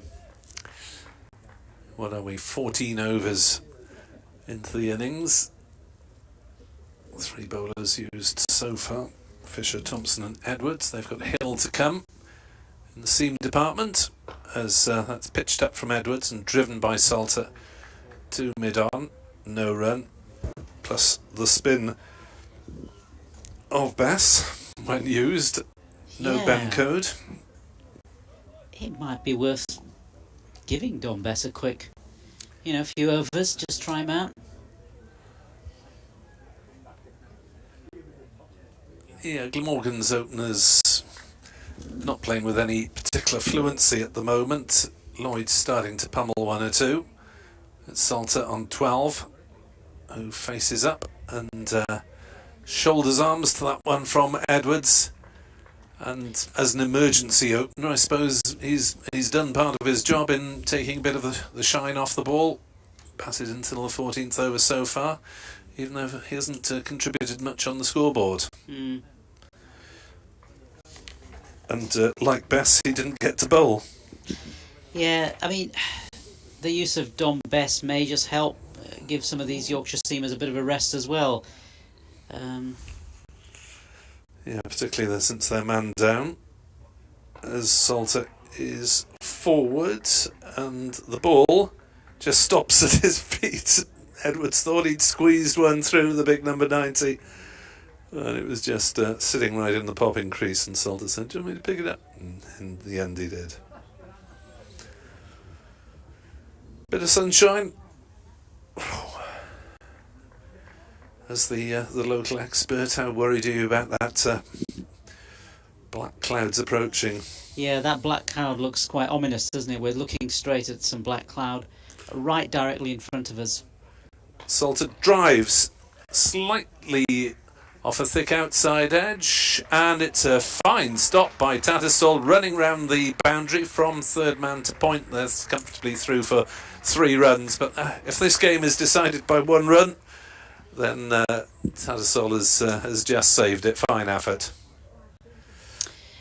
Yeah, those clouds straight that we can look at from our commentary position above the Howard stand, they do look a bit threatening, and there is in the forecast, when I last looked at it, some threat of rain later on. But it's been a strange sort of day. You know, we started off with Edwards in, bowls to Lloyd, who drives to mid on no run. we started off with nice bright sunshine at the start of play, didn't we? Yeah, after an hour's delay, well, they mopped up the morning, the breakfast time rain. And I don't think it's been hugely heavy at any point, but sort of persistent through last evening. It was coming down steady drizzle as I was walking back the hotel about 8 o'clock last night. Busy sporting times here this weekend with the Rugby League over the way behind the stand opposite tonight. As that struck him on the pads and gone. David Lloyd watches as his opening partner Andrew Salter played across one. Salter has gone for 15 and Thompson has the breakthrough. Glamorgan are 44 for 1. Yeah, that wicket there, Nick, very much in a similar vein to one we saw from David Milan. I think he also played across the line, didn't he? But a very important breakthrough in the context of this match for Yorkshire. They desperately needed to get an early wicket so they could get into this third, fourth batsman and get themselves back into the game. Salter striking 3 boundaries, batted just short of the hour, and this will bring Glamorgan's top scorer of the first innings, Marnus Labuschagne, to the wicket for Glamorgan. Labuschagne saying he found scoring difficult on the first morning when he went in the first over of the day, batted through the first session to be on 19 not out at lunch, went on to make 65 off 166 deliveries, so it's a real gritty British style innings from the South African born Australian, who is out now wearing 33. He's changed his number this season to match his international one, having been 99 previously. It's fascinating to see how many South African-born Australians there are. I was reading that Michael Neser is also South African-born Australian. Yeah, both emigrated about the same age, I think 10 or 11 with their families. Yes, Marnus Labuschagne and Michael Neser. As Labuschagne will take strike, will scratch around probably like a brooding chicken usually does, destroying the facilities. 44 for 1. Glamorgan lead by 183. Oh, how Yorkshire would dearly love a couple more wickets here. Yeah, Glamorgan getting a little bit of impetus in the game. It wasn't a hugely convincing opening stand, but it did its job to a certain extent. 44 on the board, as Labuschagne is not yet ready. Thompson runs away from us at the Kirkstall Lane end and bowls, and Labuschagne is forward, pushing out on the offside, went a couple of paces down the wicket before realising that he and Lloyd probably wouldn't have got half the way down. Likes a quick single, does our Marnus. His batting partners definitely have to be on their toes.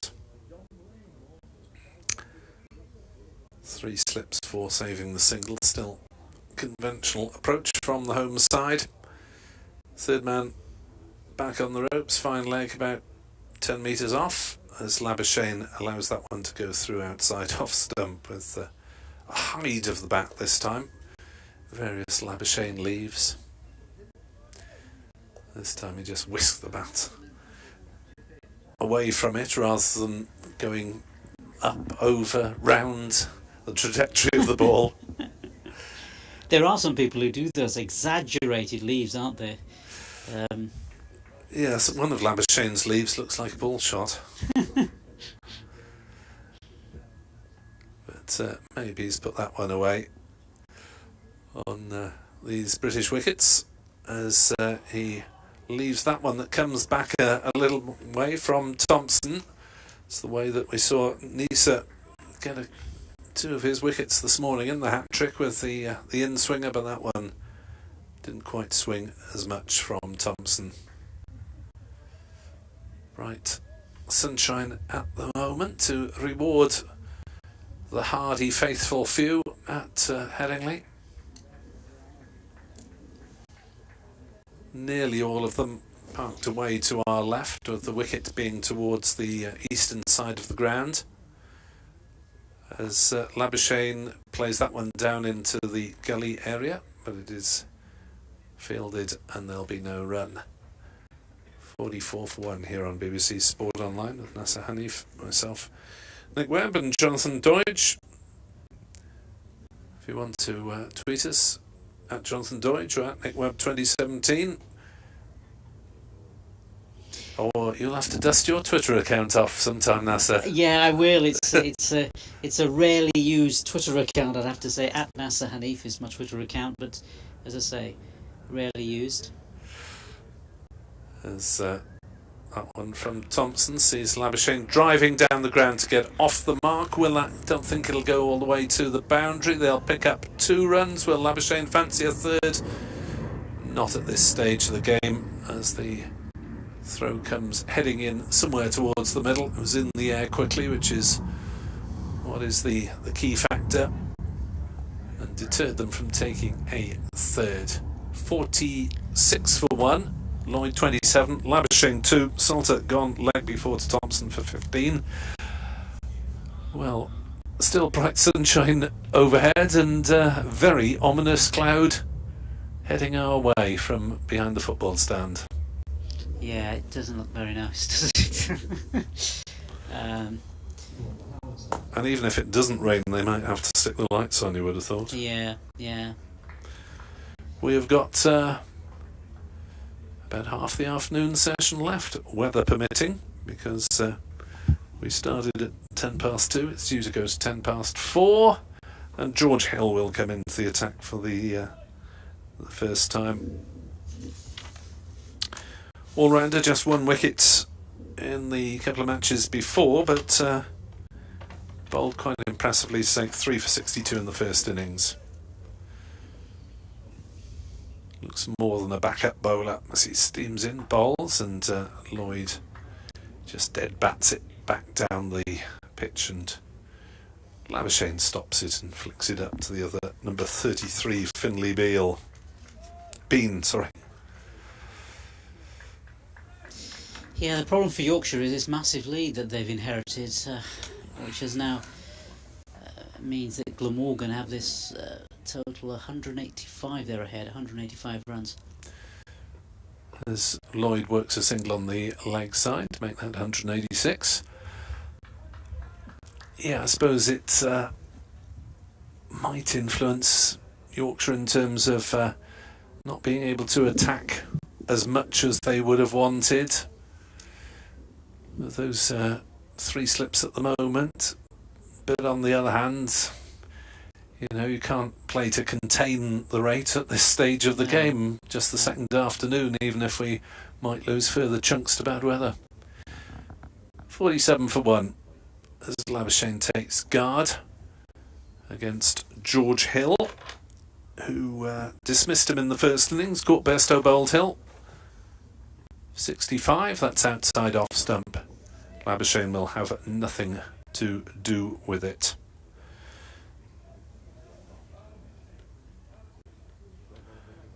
Underway in Jaipur, Rajasthan Royals have lost Joss Butler already. He's gone for 8 at 12 for 1 in the second over against Gujarat Titans. In comes Hill towards us, bowls to Labuschagne, thickish outside half of the bat, perfectly safe ball, runs down through the gully area fielded by Tassel, single taken. 48 for 1. Labuschagne 3. Lloyd 28. Important innings for the Glamorgan captain, who's got himself in, as he did in both innings against Durham, but couldn't go on to any sort of significant score. As Hill is into Lloyd, who drives slightly uppishly on the offside. As far as Shaquille at cover, and there's no run. I think the worrying thing as well from a Yorkshire perspective, if they were to end up losing or drawing this game and losing more points here, that Derbyshire are doing well in their game against Leicestershire as well, so it could end up being a really bad couple of days for Yorkshire and end up with them being at the foot of the table. Hill in, Lloyd forward, defends back to the bowler, and there is no run. Very early stage at the season, and you can't blame Yorkshire for only getting 5 points from the game in Bristol, because it didn't happen. No.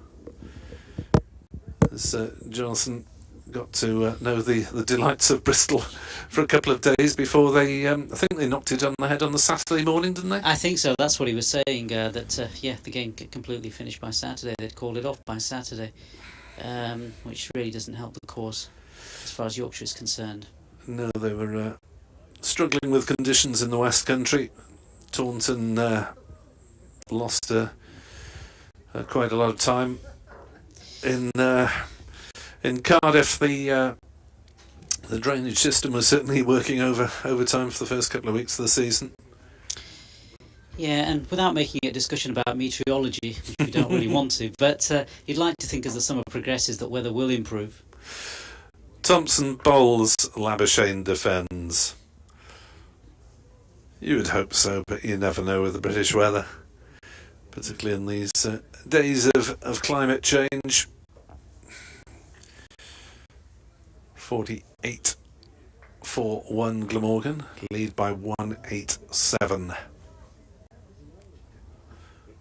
Looks as though we might possibly just miss the worst of that very black cloud drifting just to our east. In comes Thompson to Labuschagne, leaves outside off stump through to Bairstow. The light seems to be dropping a little bit at the moment. Might be time to get those lights flickering into life with the rose shape around all the lights. Very artistic. But at the moment it's just the strips in the stand that we can see illuminated. As Thompson bowls, Labuschagne leaves outside off stump. As you mentioned in the first innings, Labuschagne looking for a long time and not necessarily a good time, but if he makes it a long time, it will be good in the scorebook, even if he has to grind them out, as he said in the first innings. 48 for 1. Jonathan back alongside me. I'll depart at the end of the over, and Thompson is in, and that one's driven by Labuschagne into the offside. No run. You mentioned the light, Nick, and I think at the point you were, I'm not so sure, but it looked like there was a flash in the distance away down towards the city, the southeast corner of the grounds. Yeah, flash of lightning. So yeah, and if that's around, then the umpires are under instructions to take them off generally, aren't they? Yeah. Thompson into Labuschagne, and wants him to kick a little bit off the pitch. Labuschagne defending it down in front of him, rather jabbing down on it. A few oohs and ahs, as if Thompson had got a little extra something from that delivery, but well, Yorkshire obviously man down with Ben Coates' injury, and Matthew Fisher losing his run-up on at least a handful of occasions might be slightly worrying for them. as Thompson bowls, driven back towards him by Labuschagne. Bowler might have got a finger on it. It's trickled up to mid-off. There is no run. It's the end of the over. Glamorgan are 48 for 1. They lead by 187 runs here on BBC Sport Online as NASA will join Jonathan. Thanks, Nick. Yeah, still 52 overs remaining in the day. We've been speculating as to how many of those will get in pretty much from the off today, which was delayed, of course, itself, 12 o'clock start, because it was wet out there from overnight rain and a bit more this morning. Nowhere near as bad a conditions as we've seen already in a couple of matches this year. Yorkshire having an entire match washed out down at Bristol a few weeks ago, and then being unable to complete what had looked like being their first win of the season against Sussex at Hove a couple of weeks ago. So George Hill running towards our commentary position from the Howard stand end, short ball. A bit of an uppercut really from David Lloyd, but he's got the licence to do that because Johnny Tattersall at point is very deep, and they've picked up a single, Lloyd onto 29, and the visitors 49 for 1. You can get in touch on @Jonathan Doidge or BBC West Yorkshire Sport @gmail.com, as Michael Lockwood has, and says, check the score on my break and I'm shocked. Extremely poor showing from the lads, very disappointing. I was going to pop my head in before the rugby, but I don't think I will now, as Labuschagne opens the face and runs one down to third man. Tattersall round to field and they pick up a single. All sorts of sporting events going on here, of course, this weekend. Not only is this County Championship Division 2 cricket match on, but Super League Rugby League tonight as well, just at the other side of the Howard stand. Leeds Rhinos taking on Salford Red Devils, and then the Rockborough Marathon, of course, as well on Sunday, as I was mentioning earlier. NASA's back alongside. Yeah, good afternoon to you, Doidge. Yeah, I'm studying the precipitation map as we speak. Are you indeed? That sounds rather That's what they're calling posh, it. really. As Hill's latest delivery is pushed by Lloyd to mid-on, no run. So I'm doing my Paul Hudson impression, I guess. Oh, come on then. Yeah. So it's saying light rain in the next hour, basically. It's coming from Bradford, which is ominous. Yeah. So a bit of light rain in the next hour, they reckon. Okay. We got some clouds to stick on a map behind us. George Hill's latest delivery sees Jonny Bairstow diving away to his left. It went past I think it went past the outside edge. Certainly looked that way from up here in the gods. Yeah, look to the naked eye that's what was happening. And then swung after it passed the bat. Bairstow tumbling away to his left to take it. George Hill just into his second over, gone for the 4 runs so far. And with no Ben Code out there, they'll be hoping he can chip in with some wickets here as he did in the first innings. Short ball, Lloyd with a pull shot, but it was a little bit too wide of off stump to do so. It's looking leaden and dark. Well, straight opposite where we're sitting, which is beyond the south stand on the rugby ground, the far side, and away to the right, the west side of the ground. There is some brightness out there in the distance, but immediately overhead it is very dark. As Hill's latest delivery just leaves Lloyd, who didn't get his foot right across to get in line with that. Not a bad over from George Hill. 2 overs for 4 from him. Glamorgan 50 for 1, 189 runs in front. Yeah, it's an interesting passage of play here, because Yorkshire desperate to get more of these wickets. I really need to get stuck in here, get a few more of these wickets, get into certainly into the middle order of Glamorgan, if they're going to try to get some control back into this game, but proving to be quite difficult at this stage. Tom Joyner Union says, have you not brought your effects mic this week? All very quiet in the background. Good comms as usual, apart from NASA cursing us by talking about us only batting once immediately preceding the Nisa hat-trick. Well, yeah, normally I do whack I've got to say, the effects up, and Nick seemed to want it to turn them down earlier on. He's just sitting the other side of the screens at the moment. I'll put him up a little bit more. I think it was the passing aviation that rattled his cage.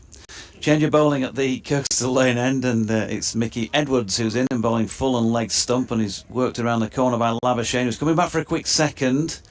The throw came in from Revis, who's out there as a substitute fielder, and they got back for 2 but did have to get the hurry up on. Labuschagne judged his own pace pretty well. Half a dozen to him now, and 52 for 1. James Green says things are just deteriorating by the game. Somebody soon has got to realise that the current coaching and management is not working.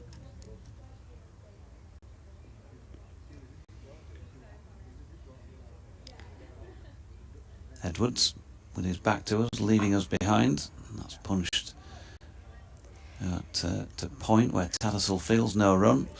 Yeah, it's getting to a stage, I think, Dodgy, where I think you're going to have to try something a little bit different. Maybe Dom Best, maybe give him a couple of overs. Just try something to get a breakthrough if they can. Yeah, and James obviously blaming the coaching and management there. There's always that wish to apportion blame somewhere. There are 11 players who crossed the white line in that Yorkshire first innings, as Edwards was one of them, one of the night watchmen. Ball back of a length there to Labuschagne, just pushed out into the offside. No run. But you do start to look at the season already and think, yeah, they've lost a game here against Leicestershire first up. They were expected to win. Washed out match that they've had the better of that they couldn't complete, so that's unfortunate. And would have had a win on the board had they played probably another 10 overs or so in that match. Edwards in, that's punched into the offside by Labuschagne and fielded by Tattersall. There's no run. And then you come back here. You've had a bad hour really in the match. Bad couple of hours, and that has really set you on the back foot.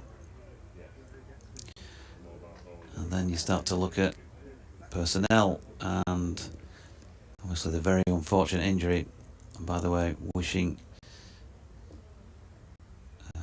Yorkshire's signing Matt Mills from Kent the very best in another recovery, as this is pushed into the offside by Labuschagne. They're going to get through for a single.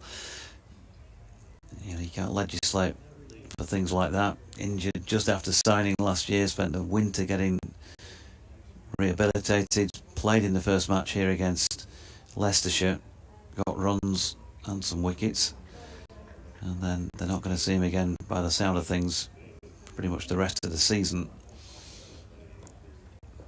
So another hole in the bowling cohort. Now Ben Code going down with an injury. As Edwards comes in, and that's a thick outside edge which has gone past the diving Adam Lyth at second slip, and for 4 runs. Third man is in place, but too wide to be able to stop that. Raced away. Edwards will consider himself unfortunate. Don't think Lyth got a hand on it. If he did, it must have just brushed the fingertip ends, but it looked like it probably just gone wide of him. And 4 runs. Lloyd on to 33, Glamorgan 57 for 1. Yeah, more valuable runs for Glamorgan, Dodgy. I guess if we're looking back and you sort of try to analyse the game, that first hour and that passage of play in that first hour, especially losing those couple of wickets quite quickly in succession, the hat-trick to Nisa, and then it puts more and more pressure on Bairstow, and ended up with that crazy run out at the end. Yeah. 1 or 2 suggestions.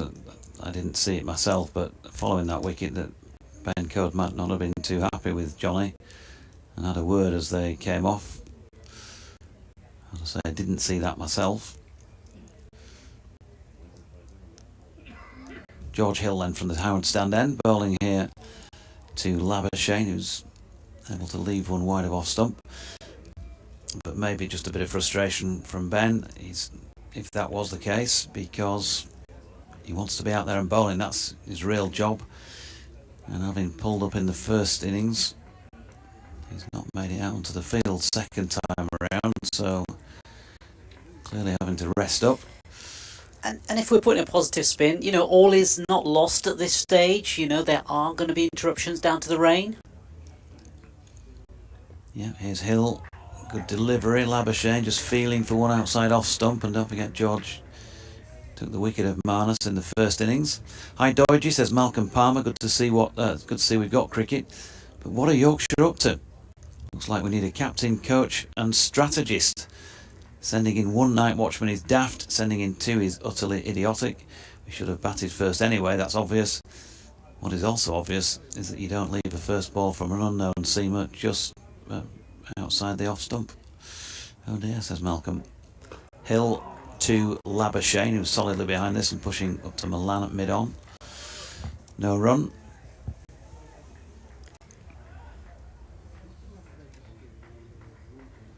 I'm not sure it was obvious that they should have batted first, but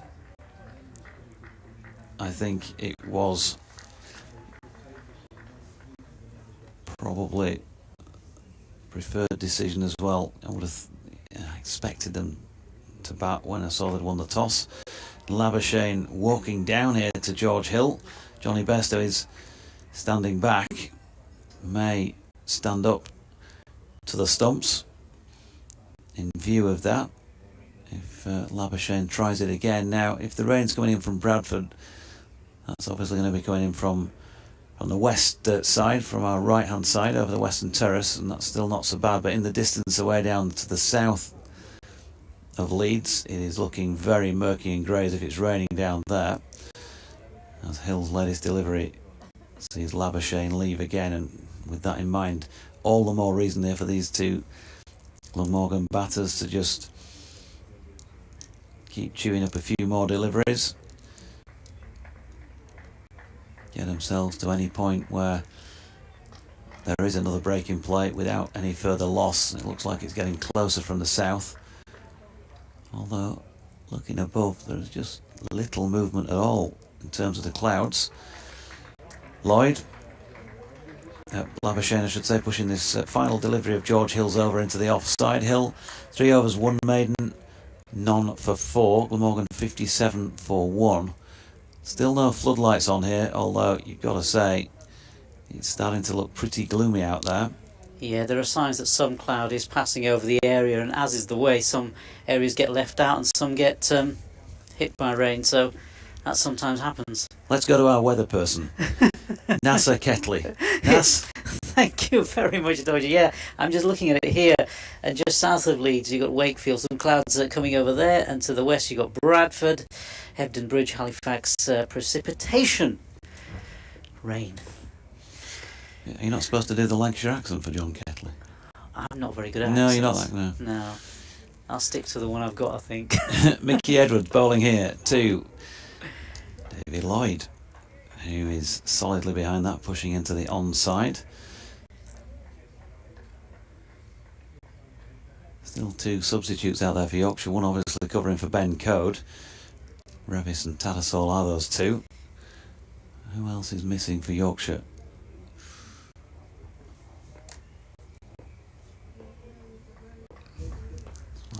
One or 2 word searches maybe being done. Newspaper on somebody's knee. Out there in the crowd as Edwards is in again. Lloyd right behind this ball. Back of a length once more from Edwards. And again no run.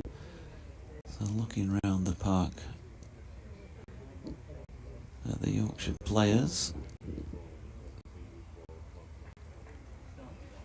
David Milan down at third man. Lyne second slip, Hill first slip. Bairstow with the keeping gloves on. Revis down at long leg. Shaquille at mid wicket. Fisher at mid on. Bess at mid off. Finley Bean, I think it is, at cover. And a wicket. Edwards has got Lloyd to drive on the up here, and Tattersall, as we're looking for the players that aren't there on the field for Yorkshire, is very much on there. Takes a good low catch, and Glamorgan have lost a second wicket. Lloyd gone for 33. Caught Tattersall, brackets sub, or maybe sub, brackets Tattersall, off the bowling of Edwards, and they lead by 196 runs. Very healthy, but have lost a second. Yeah, couldn't have come at a better time for Yorkshire, this one. They were desperately in need of more wickets. But still, Glamorgan have Marnus Labuschagne out there, so he will be the one that they're really after. If they could somehow get him out next half hour, weather permitting, then, you know, they'll really get into this middle order of Glamorgan.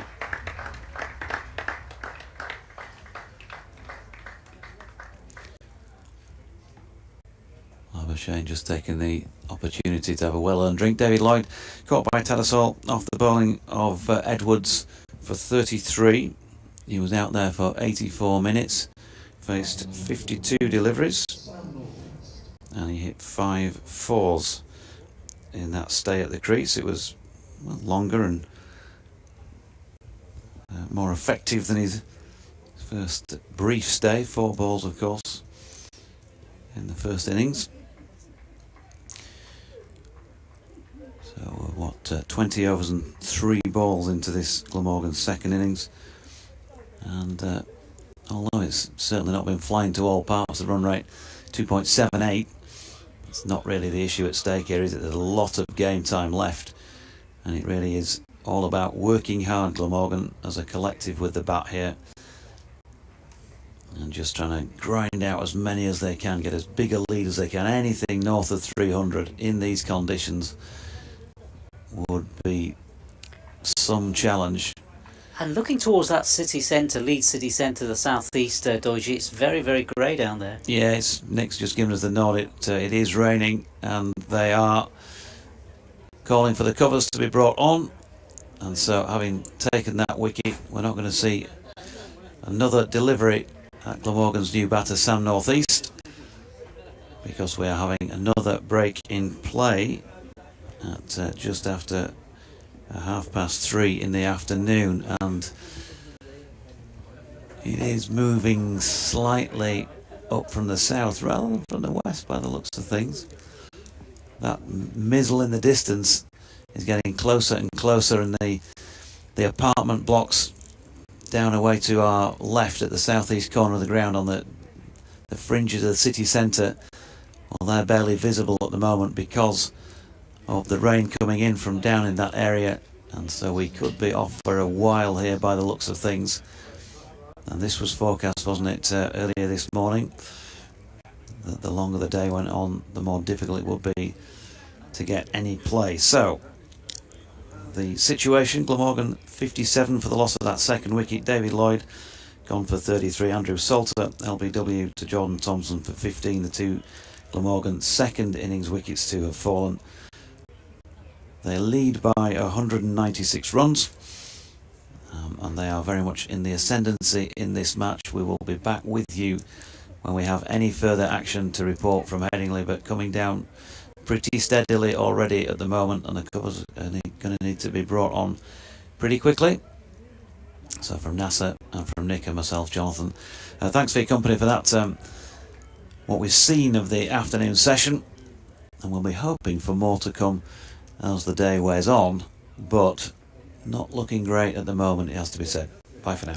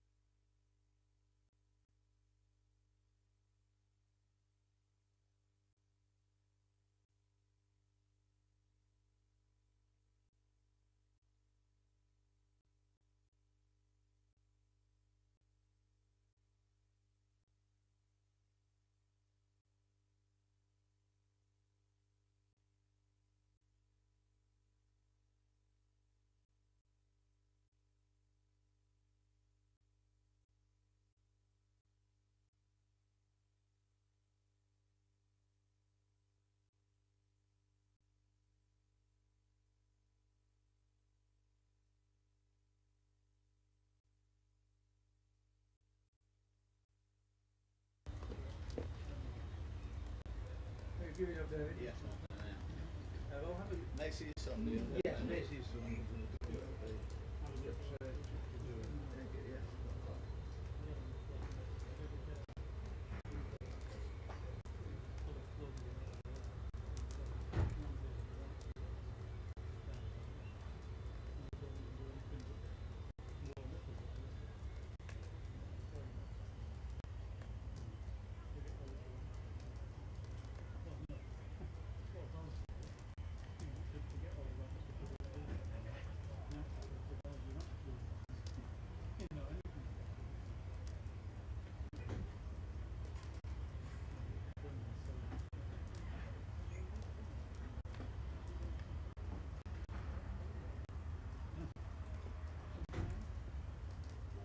Just a quick update for you, ladies and gentlemen.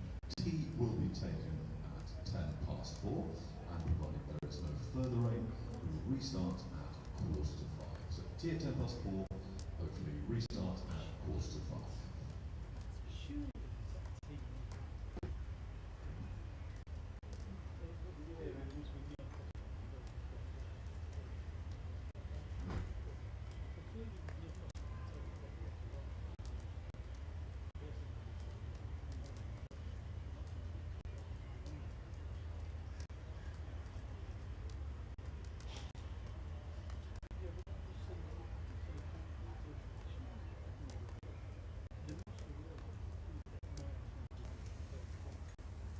So, tea to be taken here at 4:10 at Headingley. See, there's a fair clean-up operation to take place out there in the middle. So, tea at 4:10 to 4:30, and provided there's no further rain, restart scheduled for 4:45.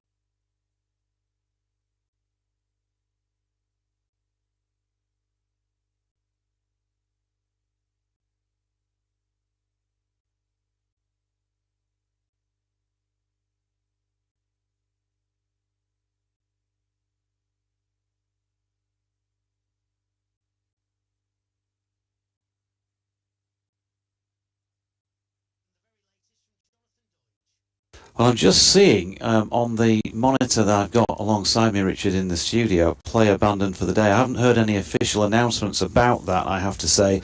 They have been off the field for the last hour.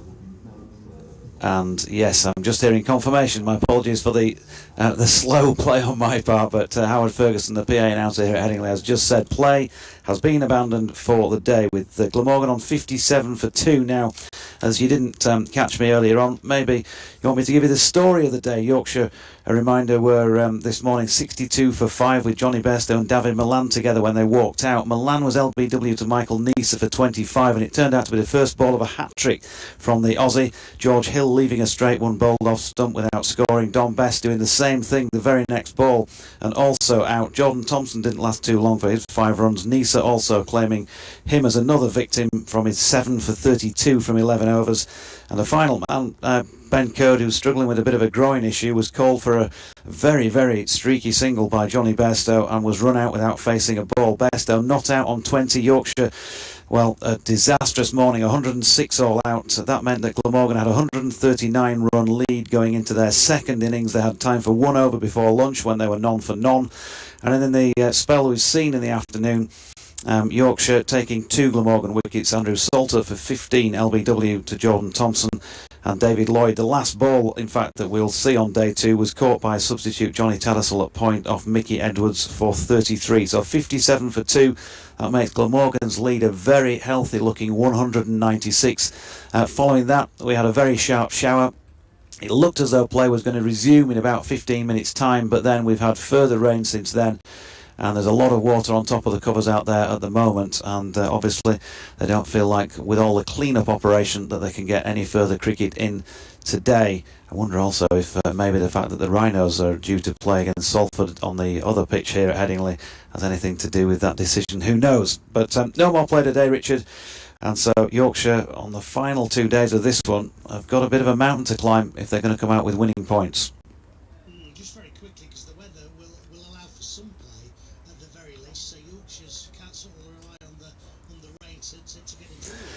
No, they can't. And you'd think, at this stage, as I say, 196 in front. They've got 8 second innings wickets in hand, Glamorgan. So if they bat sensibly, you would think, easily get a 300 plus lead. Yorkshire, who knows, they may bowl fantastically when they get their opportunity tomorrow and reduce that potential chase to something manageable. But getting 300 in any final innings of a game is difficult enough, but with likely, from the weather forecast, likely bowler friendly conditions over the next couple of days in whatever cricket they do get played, it's going to be a very, very difficult task, and whatever you say, they're going to have to approach it in a with much more resolve, I think, than we saw in that first innings.